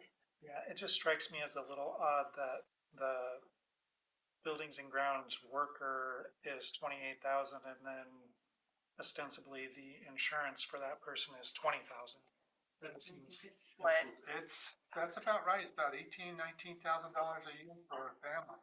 Isn't it a little bit more than that? Yeah, it's about, for the insurance portion, it's about $1,900 a month for a full family. But yes, I see your point. That position is split up, but I do want to look at with my, that it was split up accurately. So that person's going to do work in some other budgets. So Well, the it is position's split out like in two places. like the utility workers are. Yeah. We'll double check and make sure that that was split or was allocated in here correctly. Any other questions on buildings and grounds? Now we'll move over to the. I have one more. Councilor Nielsen, question. The, on page 32, Right, we're gonna go to that. contracted services, That is, part, until we can get the building ground worker, we need to have custodians, it's gonna be a little expensive. Chelsea, you got that? Yeah, so if I can explain it a little bit better. So we have several things going on. So our park caretaker position, which was a volunteer position, is going away. We're not able to have that resident at the park any longer due to our attorney and risk management advisement. So that work has been getting done by someone almost full-time, sometimes over full-time in the summer, is going away. We're losing that that body to be able to do that work. That person also was our part-time custodian as an employee, so was both a part-time employee and a volunteer on other time. And so to fill the need of all of that we're missing, which this actually having one full position is not, we're not sure how that's gonna work out. We're gonna try that and see what we can do and try to fill in with some seasonal work. But that's what that position is. And then your question was the contracted services. Right now, we are, because we do not have a custodian, we're contracting out with a qualified rehabilitation facility that does cleaning services for this building, the police department, the library, and public works. So it's fulfilling that custodial work that is not now getting done. And we're not sure how long it's going to take us to fill the position. So we've put money in there to keep things cleaned while we're trying to hire someone. Councilor Crocker has a question? So about the caretaker and they're gone, so is the building and the fencing, is that all going to go away as well? Yeah, so the building will be removed. It's, you know, not something that can be moved for someone else, really. It's quite an old building.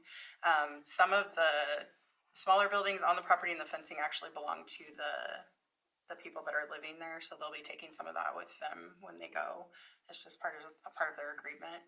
Yeah, so it's going to basically return back to park property at that location. Yeah.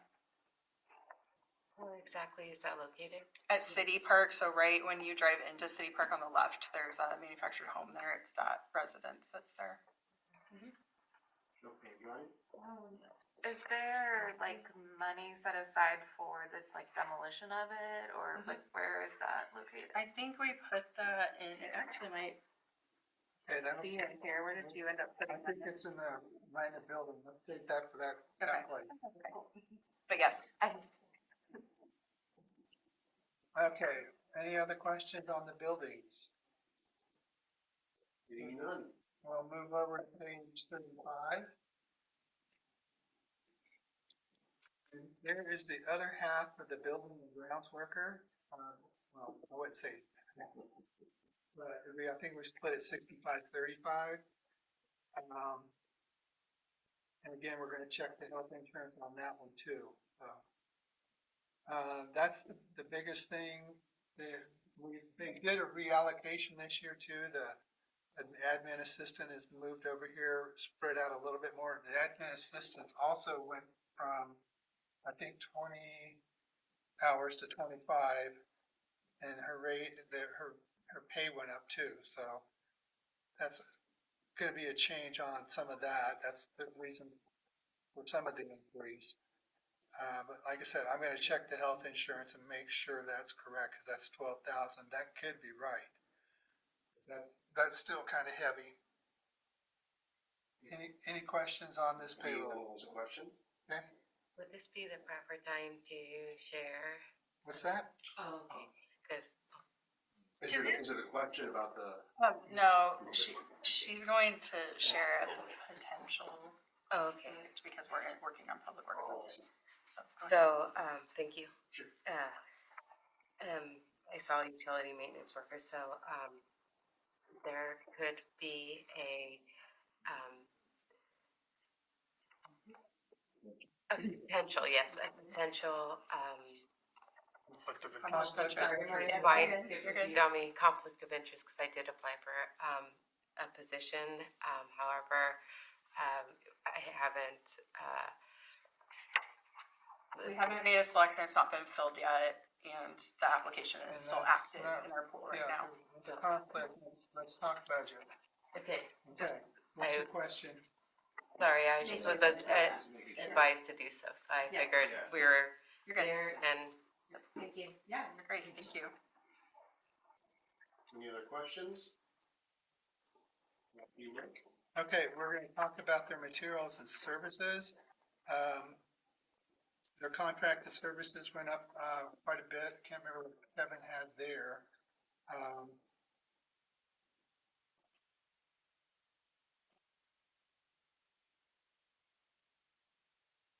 going to bring something back on the contracted services. I don't remember what that one was for. Landscape maintenance, he's gonna start splitting out the landscape maintenance, that's why that one in between. I can't remember why the contract services went up, so I'll bring it back. Oh, that's where you put the removal for the, Is that what the contracted services? yes, I think it went up Okay, 5,000. never mind, that's where it is, okay. Landscape maintenance is the other big change, so. Any other questions on this particular budget? Reading none. Okay, we can skip page 39. All we're doing there is, by law, I have to show the budget until it rolls off. And we just closed my departmental like 2 years ago. So next year it rolls off, this will go away. Everything that used to be in there is now somewhere else in the budget. And all split out. Or No, it'll stay nothing. And trust me, it's a lot easier to do, just leave it alone. You don't want to mess around with the computer system, not especially accounting. Now we're on page 40, and we are talking about the council's budget. Bus operations is pretty much flat. Contributions has gone up. That's based on the water and the sewer. That's the money that we give out for our grants at the end of the year. The social service grants. And then the ARPA projects is something that we need to have council or as a budget committee adjust. That should be zero. We've moved all that money. We've pretty much spent it all. And there will be nothing really left next year. So that one should be zero. And that's pretty much it. Any questions? Oh, we have the flower baskets that coincides with the revenue that we and that's kind of a wash. We pay some of it and we get some revenues from donations. So. Councilor Andrade has a question. Okay. The miscellaneous, it says miscellaneous and community events on page 40, but then looking at 41, it only says miscellaneous, and then I don't know if the community events was supposed to be the community support line item, so I just wanted to check in on that. We can, I think, Mike, that you took that off because we took that talked off. about how it was confusing, and that we already had a category for the community support. Okay. And so I think he talked about trying to get it off of here as well at some point. So editing it, the title of 5390. Okay, ARPA, that needs to go to the wall. Councilor Nielsen?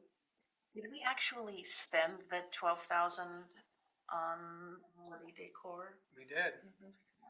Yeah, they're in the We did. shops waiting to We go up haven't on used new them, but we'll be streetlights. using them this year? When No, the actually streetlights next are year, up. okay, when? Well, this year, Oh, we hopefully. have them. Hopefully this Yes, year. hopefully this year. Okay. It's just, it didn't show up within the actuals because we just bought them. Okay, I just, That's why it just didn't checking. show up, because that's through February. Okay, thank you. I'm excited about that. Councilor Andrade?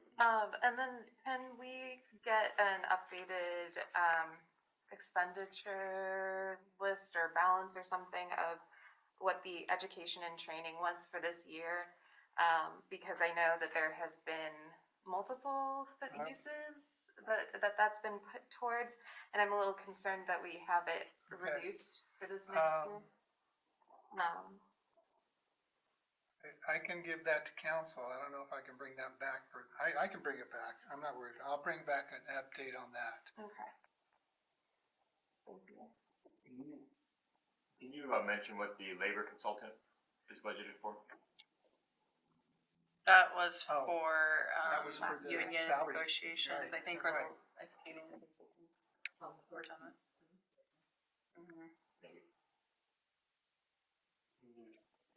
Any other questions? Seeing none, back to you. We are done with the general fund. I do want to talk about page 42. That's the transfers and our ending, our contingency and appropriated reserve. Like the transfers, basically those are items that are in the CIP. So the only one thing that I do want to point out, the street fund, that is the money that comes in for the Republic and, can't remember what the other one, one other franchise, can't remember which one that one was, hang on, bear with me. Oh, it's Republic and Pioneer. Those two numbers are added up in from our franchises and transferred over to the general, over to the street fund. We used to put the money in there 2 years ago on council. The budget committee had me move it over. One thing that Chris and I are starting to do, we're gonna come to council. We're gonna come to council with a policy for contingency setups and ending fund balances so we can carry forward. It'd be a funding policy, basically, bring it to council. So this is the first year Chris and I said, this is what we're gonna do. We're gonna try and get 42% contingency based on our general fund this year, our general fund expenditures without the transfers. So this year, that 1,003,115, that's 29% of the general fund expenditures. So we're gonna start building to this, and we're gonna build this throughout the budget. Each budget will have a set percentage, not an amount, a percentage. And so we'll target that. So you kind of build up your reserves that way. So that's just something for council to kind of think about and know this is coming probably in the next month or two. So that would be, the 42% would be to carry us between until the property tax revenues come in. Correct. Okay, thank you. Steve, any other questions? Any other questions? Okay, we're gonna move into Public Works. We're gonna go over to page 44. This is the revenue for streets. As you can see up in the top of the total other accounts, we used to have Republic and Pioneer franchises coming in there. We moved that, and now it's a transfer in. Now, the big ticket items there is the street utility fund, that we increased that percentage by the engineering record report. It came in at 3.65, and I think we put a 3.5 increase. So that's what the rate, that's how we figured the street utility fee. Everything else, interest, again, that's based on the big money that we're seeing come in from the LGIP, the local government investment pool. Carry forward is pretty flat the last couple of years, which is good. So I'm looking at a budget starting out at 1.3 this year. Any questions on the revenues? Seeing none. No. Payroll.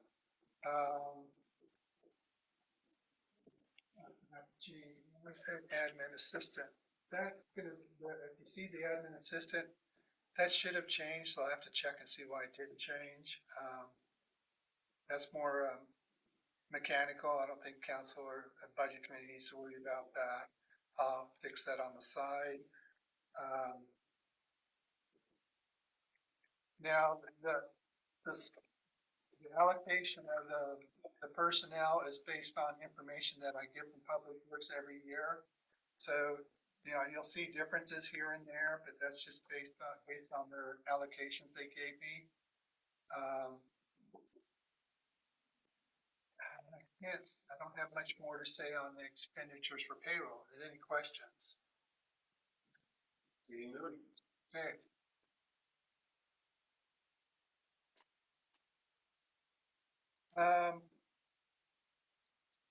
Looking at their particular budget, it only went up 9% this year for next year's budget.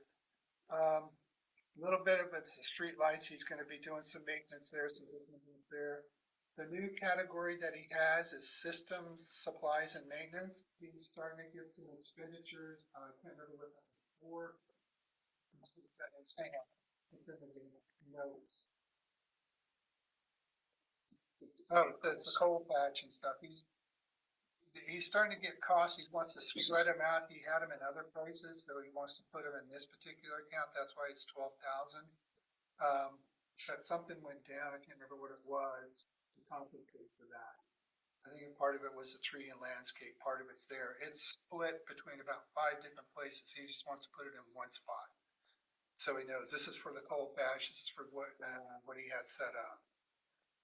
Otherwise, that's pretty much it for his budget. It's pretty flat. Any questions? Seeing none. Okay.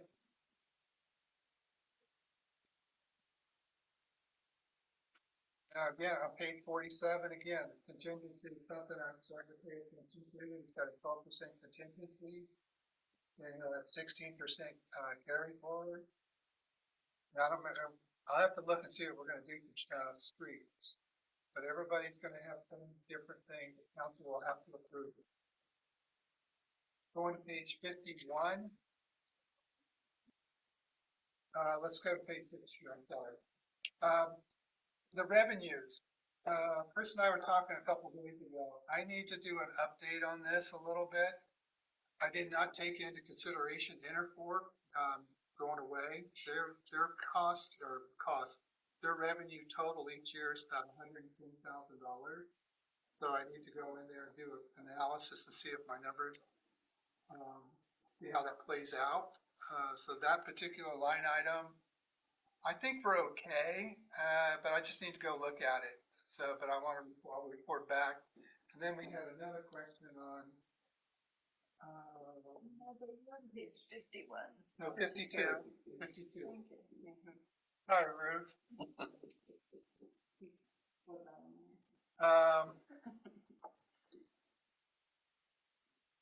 Now, their interest, they have not made very good interest the last couple of years. They just barely broke even. And this past year, council approved rate increase for volume and then for the rates. So I'm hoping that that'll straighten this out, and I think it will. But you know, one thing when I built that budget, I didn't have Interfor. I didn't know that they were going to be gone, but we might be okay. But I'll just have to look at it. But that's something I've already put down. I'm going to bring back an Interfor report on the revenues and see what that does to this. Now, you can see in their cash balance carry forward, they ended the projection of a negative, but the way I fixed that, and I had to do it, and Chris and I talked about it, I cut the transfer out this year in half, just so they have operating money. Now, it's just one of those, water is a pretty hard fund sometimes, and sometimes it's not. This is one that's kind of driving me crazy, but it's starting to straighten out, and we've got the rate increase. And I'm going to jump over to page 53. That's his expenditures. He increased his contracted services also over there. Don't remember what he did for. I didn't talk about salaries. Let's just back up. I'm jumping. Hang on. Let's just go. Let's talk about revenue. Any questions on revenue before I move on? Seeing none. Okay. For personnel services, and assisted, man, I gotta change that. I thought I changed it. This is where the bulk of the people work. The staff work for Public Works, and they're split between here sewer, but they get to the other ones too.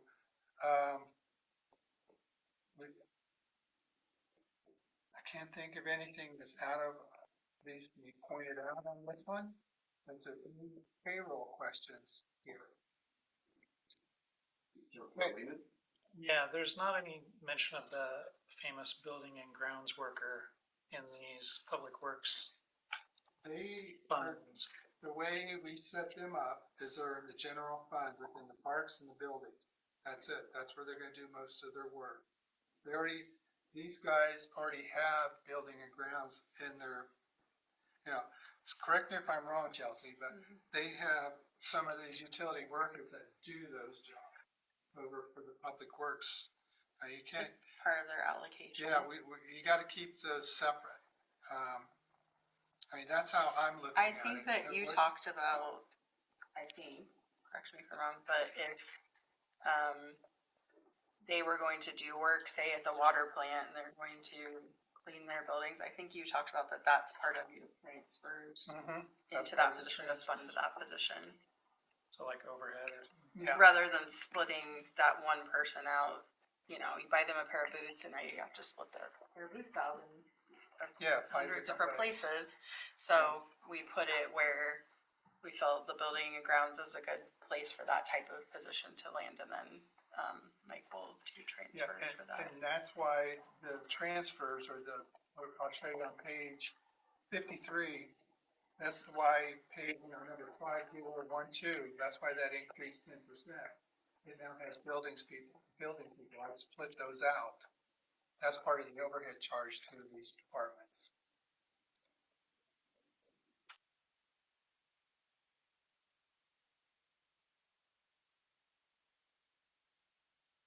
Any other questions? Yeah. Maybe I'm jumping ahead, I'm looking at personnel on page 52, workers' compensation, maintenance actual at 402, the proposed is 10,595. Is that correct? Ooh. Now look at that, Jeff, that is weird. I'll bring that back. I could have linked up something wrong there.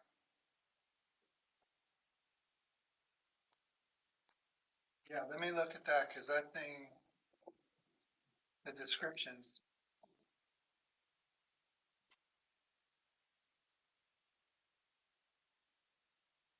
Let me look at that one. That one, I don't understand why that one's off. I think you might have that issue in other That's not budgets. unusual.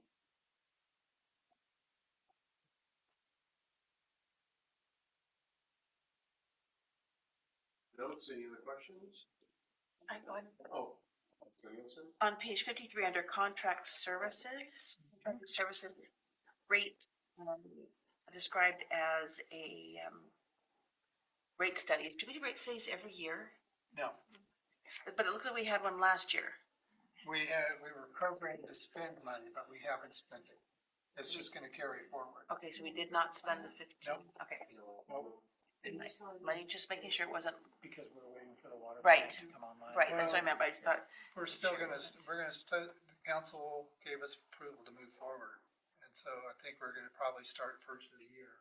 That's probably about, I don't know if I have bandwidth to do that right now. So.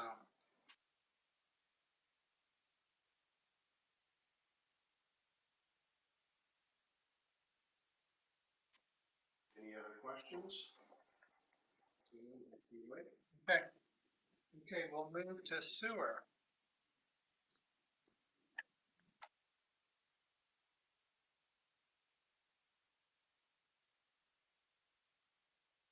Okay. Big thing there is we increase the sewers by, the rate and the volumes.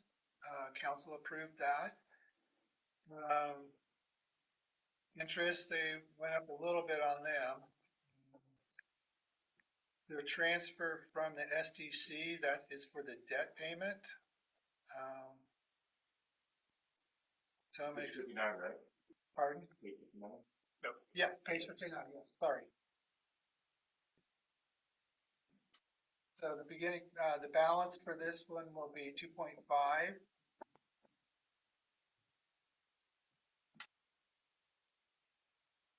Looking at personnel, personnel here is pretty flat. They had a 1% increase overall. Any questions on the revenue? Jeff has a question. Yeah, I think the formula thing, you have the workers' comp again on the actuals compared to the Huh. proposed budget. Yeah, I made You a note to mentioned check that, some yeah, of them. she- Yeah. Just making sure you heard me. Yes, thank you. Got it. Something going on. Yeah, there is something going on.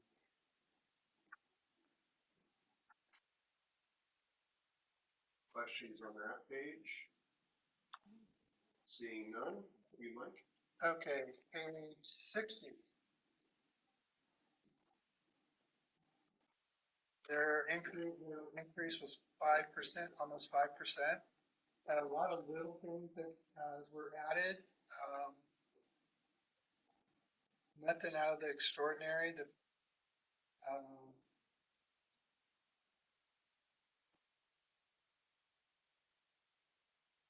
Any questions on any of these? Right, we see on system supplies and maintenance that the actual so far 11,000.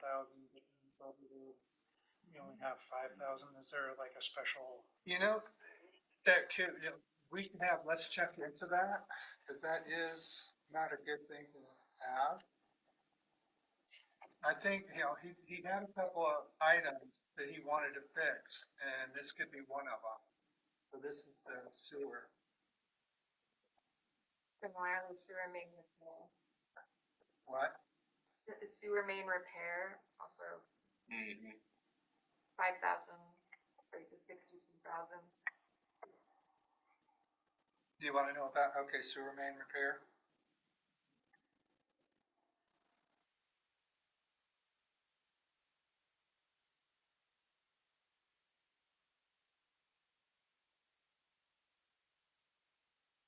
Other questions on page 60? Councilor Nixon? The uniform allowance on page 62 lists at 1,300 on page 62. But then if you go to page 60, it says 1,900. Is that the same uniform? Yeah, it should be. It's split out among. It's been amongst the several. But still, let me look at that. What, 62? 62. On the narrative, it says 13, and on the Right, on the sheet, it says 19. Okay, Is there a reason for that? I'll have to look into that.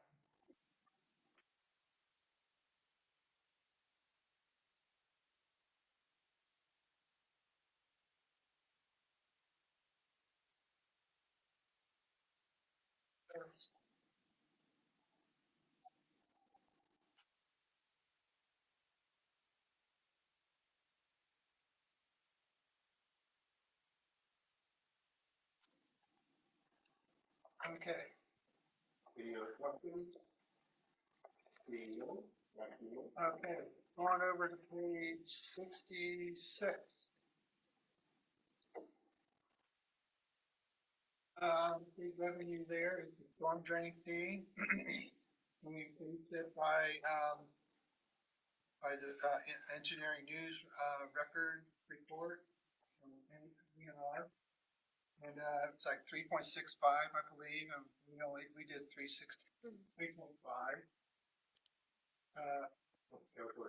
Right, I just found, one of the things for the uniforms on page 64, it has 1,900. Teresa already brought that one up. No, but it has 1,900 there.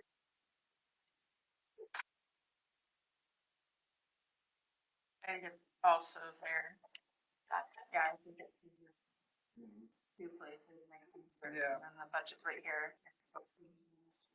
Yeah, no, I know that. Okay. Yeah, you're right. I got it. I think it's, that's.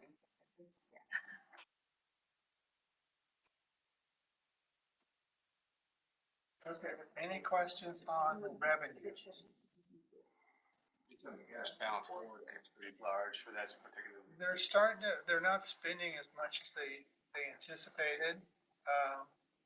But it's a good thing because they've got some capital project needs. You'll see on the next page that their transfer went from 30,000 to 90,000. They've got some big projects.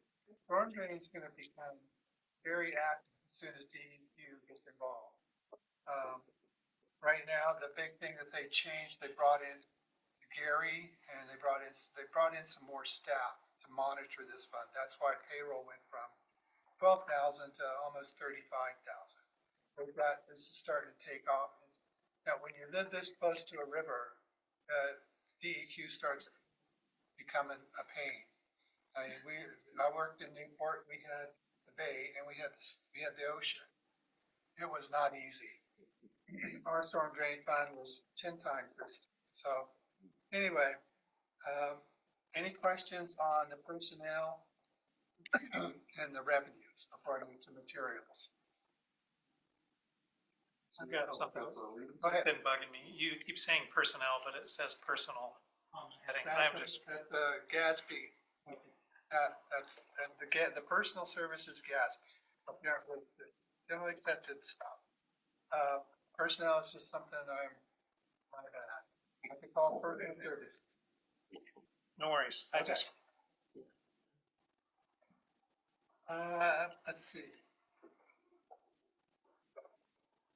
Increases here, we're in the detention pond maintenance, he's anticipating spending some big dollars on that next year, $2,000. But his insurance, that's the big thing that I remember I told you I added to the storm. We need to put some money in there because of the risk it's gonna have on us. That's the two big items, besides the DEQ discharge permit. That's something that he hasn't spent, but that's gonna start going up. He even told me that. Any questions on that? Mike, was the insurance, there's no amount in prior years, so They had no insurance, so every fund should have some kind of insurance on it because it's a risk. And this one has a pretty big risk. But he also just moved employees into it. There's some vehicles attached to it. So, yeah, that's his insurance increase. Can you explain prior where the insurance was? Prior to that, it was in sewer and storm. I mean, it was in water, sewer, and street. That's where this Just one, reallocating it. it was all over there. so if I fell into a storm drain 3 years ago, it would have been covered by another fund. It would have still been covered, but it would have been over on another fund. Okay, thank you. Welcome to my world. Don't do that. Yeah. No other questions? And page 70, talk about the development review fund. Basically what this one is when we have a big development like Mill Pond or even Northernwood, they come to us for a plan review and we charge them for it and we have an expense for it.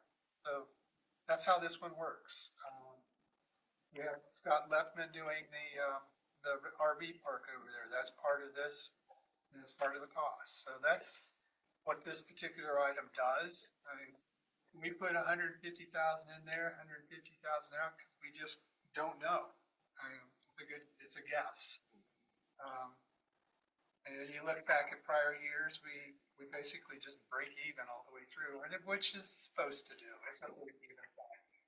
So, any questions on this one? None. Okay.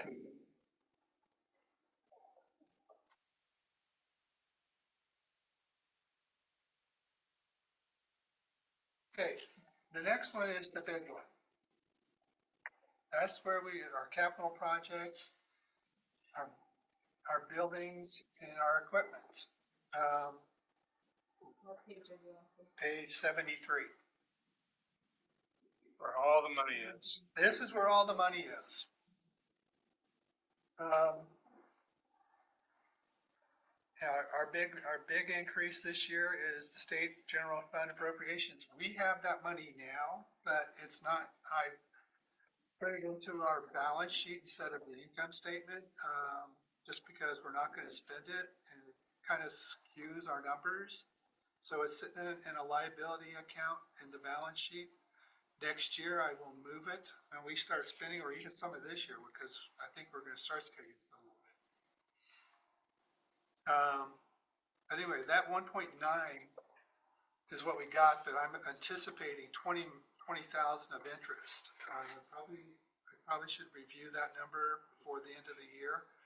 But anyway, that's what the big number is there. That's the Skirvin Park Grandstand project. That's the money for it. We also have 800 in there, a park grant for Skirvin, that's 800,000, then and that's number 3829. And then the loan, we got a loan possibility of doing a loan for that also, that's 3646. So we're talking about 3.2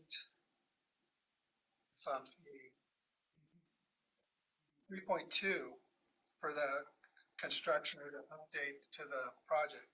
So that's kind of how this budget works. I mean, there's a lot of the revenues tied to items on page 74. Boy, and it's just like, I don't know where to begin. What would you like to talk about with capital projects?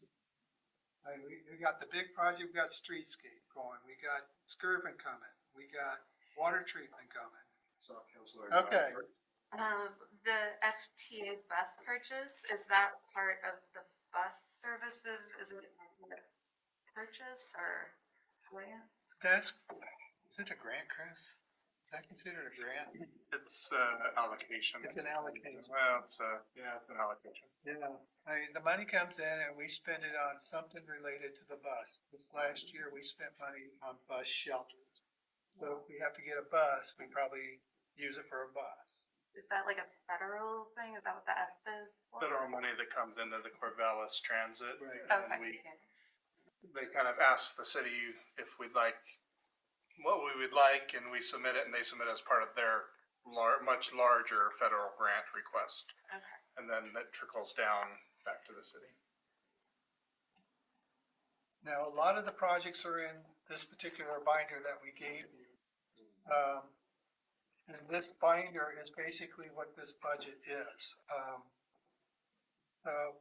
The project, the area that starts at 3941 through 39990, that is money coming from general fund, public works, street, sewer, and water and some storm drain for projects. A lot of the money also is for reserves that we're gonna build. We have been building for years. We either spend it or we don't, or we sit there and it's just that part 3941 through 3964, that's basically a reserve. But if we need to spend it, the project is over on page 74. Yeah, I know 3829 park grant for Skirvin, but what's the 382950? What is that going towards? Run that again, which one? It's the second park grant. It's Cochrane Park. Is that for the Cochrane Park? Memorial. Okay, Oh. the 50,000's for that. Right. It's gonna come in after the first of the fiscal year, Okay. so. That's right. Okay, thank you. Yep. Appreciate that.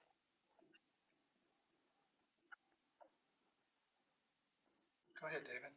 So Neeback Hill, the grant for Neeback Hill, we're saying 421 roughly, but in the CIP, this book, it talks about 468,000 being the total project cost. Where did that, I believe. Okay. 421. Yeah, so it's proposed budget, and yet total project cost is 468, so is there a way to Oh, reconcile that? the revenue, okay, we only get 90%. No. That's what the difference is. The difference is revenue, the rest of it is funded by other sources. Okay. Okay, good to know.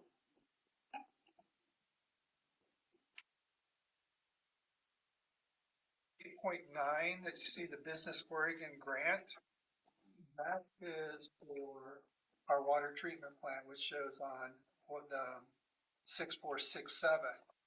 But a lot of them, we moved money into the beginning fund balance the last couple of years for that. The offset is in that. And we may have some other grants coming in, but I think the big thing is the state money, and the rest is covered by beginning fund balance. Now this budget, we're pretty much spending the whole thing on all the projects that we got going this year. So we kind of alluded to that when we were talking about, I remember we were talking about the projects. So I saw a hand come up. Okay.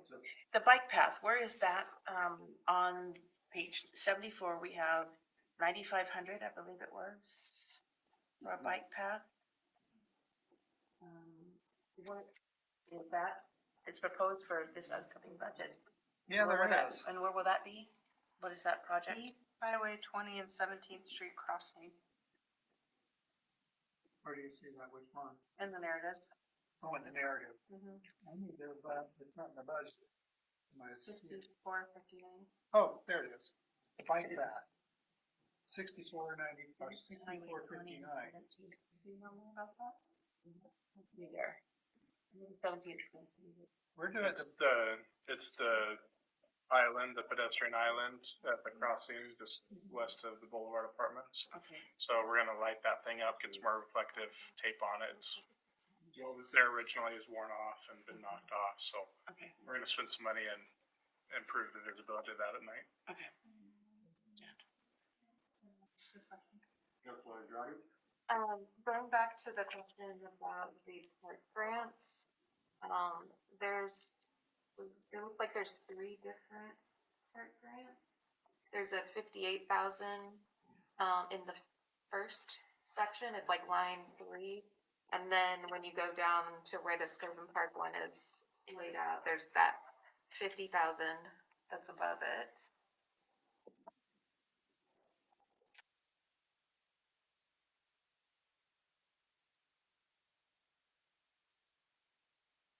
It's the same number, 38. Those different numbers. they are the same number.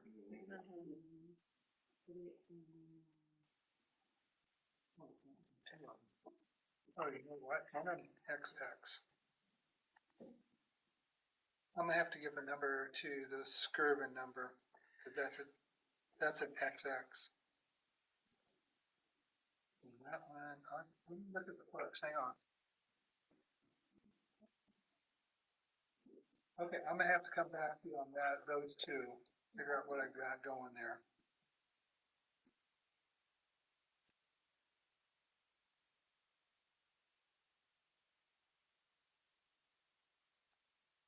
Gonna be the park grant for 58. And the other one for 50. So I need to figure out what that is. There's a room before it's on, I'll bring back a report on that one, on those two. Councilor Kazi? There's here on page 74. 65, there is the utility rate study. But I think you had that in another section. That's in another spot, yeah. That's, I think, over in the water fund. Yeah, we never spent anything on that route.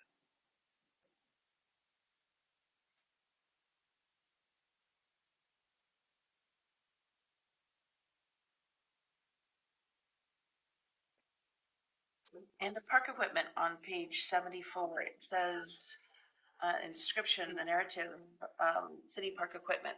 Are we planning on, is that play equipment for kids or is that something else? That is play equipment. We're gonna try to do And that's in this play equipment. filter to that project. Okay. Doesn't matter, it's a triangle. City Park. I was gonna say Well, one is triangle. triangle, but I think you talked about putting some money in there for, I don't know if that made it in or not, the shelter 2 area. We'll find it. We'll bring something back on that one. Thank you.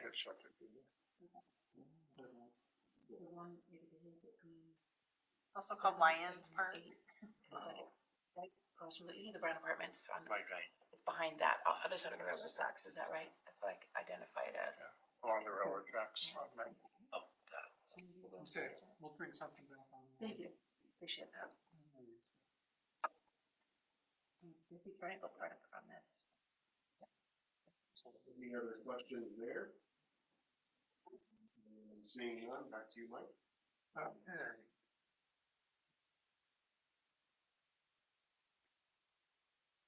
If there's anything else I want to bring up before we move on. One last thing, the asset forfeiture. Page 73, it comes in as money from the general fund and transferred in. And then he spends it out on page 74. On 4164, that's the other reference I had. So you can see but that's also, he doesn't, I won't move the money until he spends it. Just because it's federal. I would like more clarification on, the purchases that were, proposed for those forfeitures. Okay, what do you need? You did put it in here. Yeah, I guess, so is Axon Fleet 3 the name, or is it? Oh, yes. So, I guess I would like to know, are there car camera systems in there already, or no, they're not? Okay, we'll have to bring something back on that. Just, and then also guns, how many? I can't tell from all of those letters and numbers how many is requesting to purchase. Why these guns? What do you do with the old ones? Purchase and retire. Okay, got it. We'll bring something back on that one. Okay, let's move over to page 81.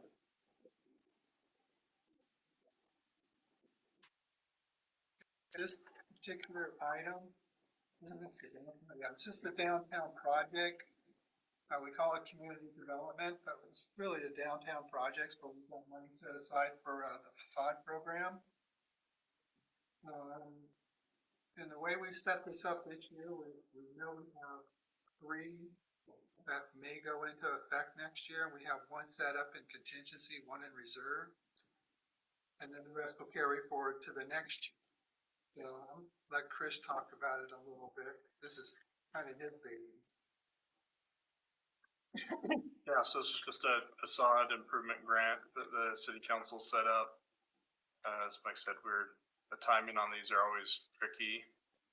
We set up very stringent requirements, and then we've had to flex them to make them work. Because the intent is to work with business owners to help them improve the facade of the building. So we've essentially just tried to, if they may spend some of this money this fiscal year still, but some of it we're budgeting as if they may not be able to spend it all year. The idea is to do another round of projects, but this was just approved as a pilot project for this 1 year to see how it goes. And I'll go back to the council. But again, we just wanted to budget that money. It's already been approved, or for future groups should we get approved for another round.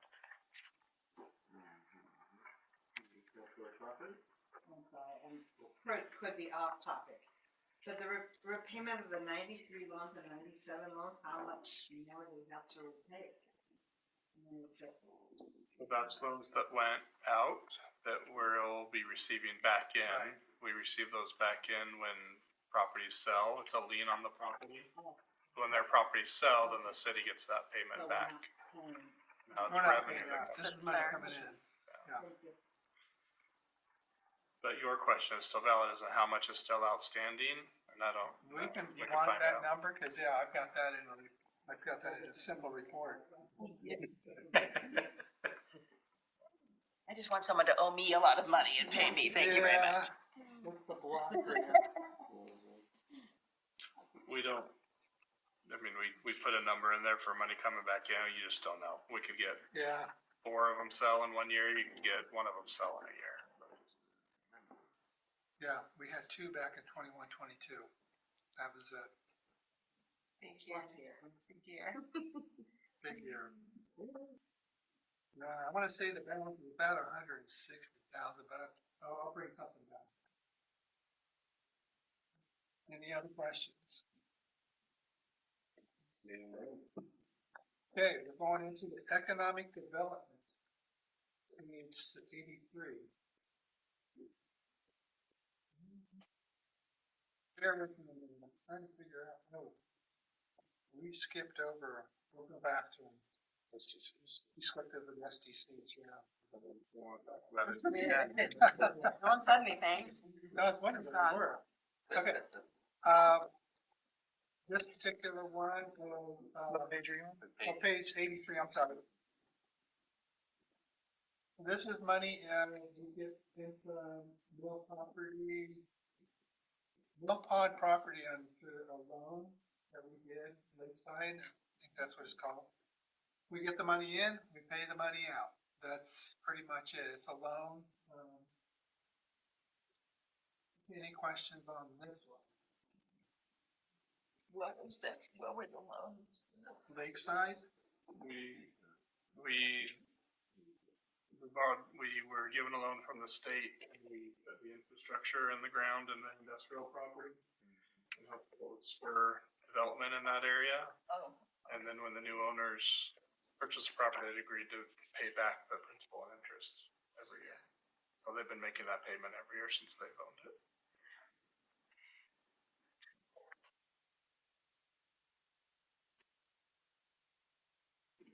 No. No. It's on the north side of Highway 20. American Investment, I believe, is the current owner. Yeah, American Investment Group, I think it is.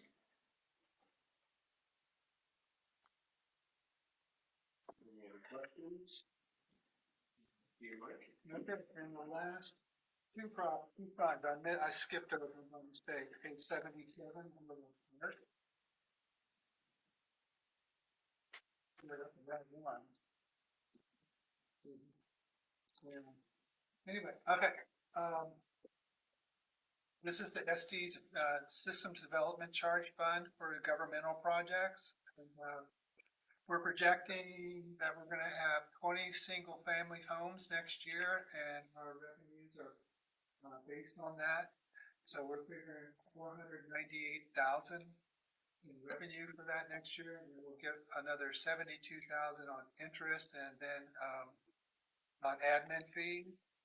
We currently have a beginning balance of 2.6. So yeah, we're gonna have a beginning balance of 3.1. Any questions on the revenues? Go ahead, Ruth. how many homes were built this year? We have to bring that one back. No, don't know. No? No. That one on the Yeah. top. Okay. We prepare a report every year for the council, but it usually comes out in January. 2023, are they asking? Okay, so So I see that you have the calculations on page 78 for the different charges and fees and everything based on 20 new stated. Is this, so I guess my only concern is that like the city is trying to, from my understanding, trying to have more multifamily residencies, especially because if we want to lower prices, have more affordable housing, we're not going to want to necessarily allow for 20 new single-family homes without having it kind of balanced out. Like, I'm not saying it really correctly. Okay. It's been a long day, but rules, I don't know if that's treading. What's the question? Is there a question? yeah. So I guess how does that change if the council is incentivizing more of these multi-residential areas and stuff like that? Like what happens if we end up with more of those and fewer of these single-family homes, since that's... You're playing what if? It's not a significant change. Okay. It's really the equivalent to 20 single-family homes, and whether they be single-family or duplex or triplex, the impact on the SCCs will change a little bit, but not significantly. Okay, thank you. Councilor Lehman? I'm noticing that for the park, I'm just looking at the first one here, the park improvement charges. So in 21-22, we had 82,000, and then 57,000, and now for this current year, we budgeted 244,000. of incoming park SDCs, but so far we've only recognized 1,500. Yeah. And then we're budgeting even more for next year, but it seems like we don't have a lot of things in the queue. So I'm just wondering what the thought process was there on I that. think it's the stall out of Mill Pond Crossing where we thought that was gonna move through last summer and it didn't. So we think it's gonna move through this summer, so it's in here again. Yep. So, I mean, we've got a development that's been approved. There's a couple hurdles I need to get through, and once they get through those hurdles, those houses will come in. And then a few others scattered throughout the community as well, but that was the thought process. Okay, thanks. Any other questions there? Seeing none, back to you, Mike. Okay, and talking about the expenditures for the fund, we have 1.4 transfer available for park improvement project, and then 1.2 for 1.2 for streets, and that's going to be main crossing at 7. I don't know if that's right. Is that correct? 17th. 17th, okay. That's 17th Street. But you see on page 78 how we're gonna spend that 1.4. Auckland Park. These are old, I gotta update this, I have to bring this a new one back. I'll bring a new narrative back on this.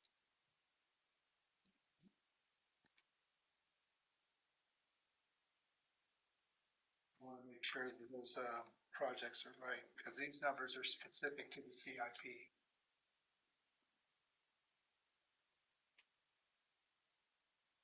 Okay, any other questions on that? Councilor Crosby? Can you refresh my memory, when are SDCs paid relative to the construction of a home? Is it initially or?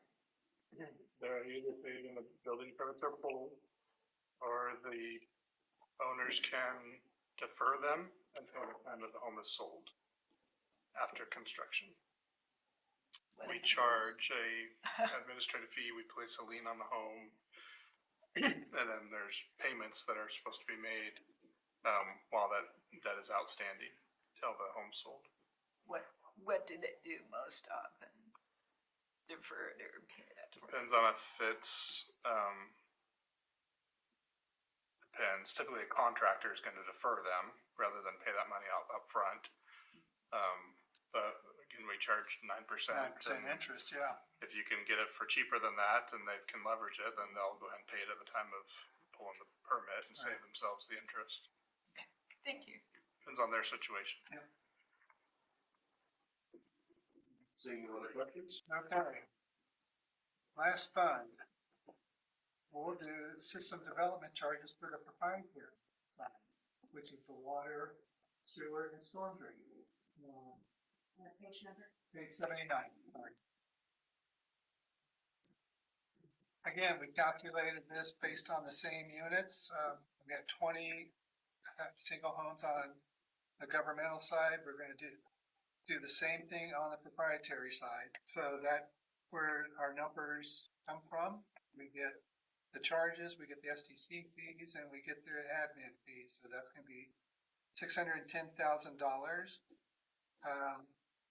Because it has a good balance like the other proprietary SDC fund. They'll get through almost $150,000 in interest. And we don't get a whole bunch of interest on the SDCs. Because some of them just sit there until they're sold. And then their cash balance is 3.3. I'm expecting a beginning balance of revenue of 4.1. So any questions on the revenues? Mike, again, if you could refresh my memory, what is it that makes it fund proprietary? Okay, it's a governmental. It's an accounting it's an accounting standard. Anything I meant to bring the list of funds and I have them split out. The general fund and let's see, who else? Let's just say the general fund. That's the governmental. Then when you got the sewer, the water, storm drain, and those three plus the SDCs are proprietary or business type. So we just call them proprietary, just, internally I call them business types, but the title is proprietary. They're a business type. So the auditors had us segregate those about 3 years ago. And so just because the money for governmental is it's restricted, but it's got to be used on governmental, and the same with these. These have to be used on proprietary type projects like sewer, water, sewer, and storm. That's where the money has to be spent. That's where these SDCs will go. Thank you. Any other questions on the revenues? Being none. Okay, and the last part is the expenditures.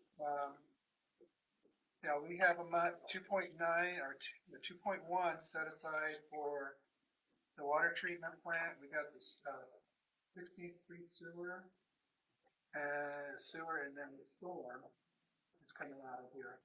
That's with the 2.094 transfer or availabilities for projects. These are the CIP.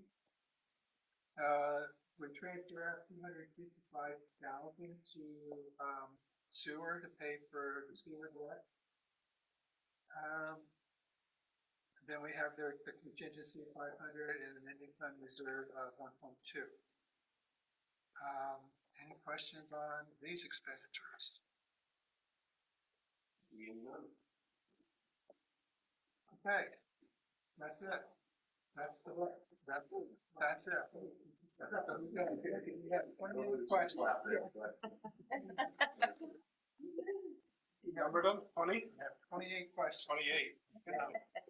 That's the end of the presentation. I know we asked questions throughout, but to follow the agenda as well, any additional or final questions? And seeing none, we move to the next, where it's visitor comments. And so we can open the floor to visitor comments. And we do not have any typical floors for visitor comments. And the next meeting will be May 15th at 5:30. And the meeting after that will be a week later, May 22nd at 6 p.m. Any notes about the meetings that need to be shared? Just a reminder, hang on to your booklets, any notes that you've taken or anything, keep them with them as well. And then just a reminder, if you have questions or anything comes to mind tomorrow morning at 4 a.m., please wait till 8 o'clock and then you can call me or Mike. But feel free to call and ask individual questions if you think of something.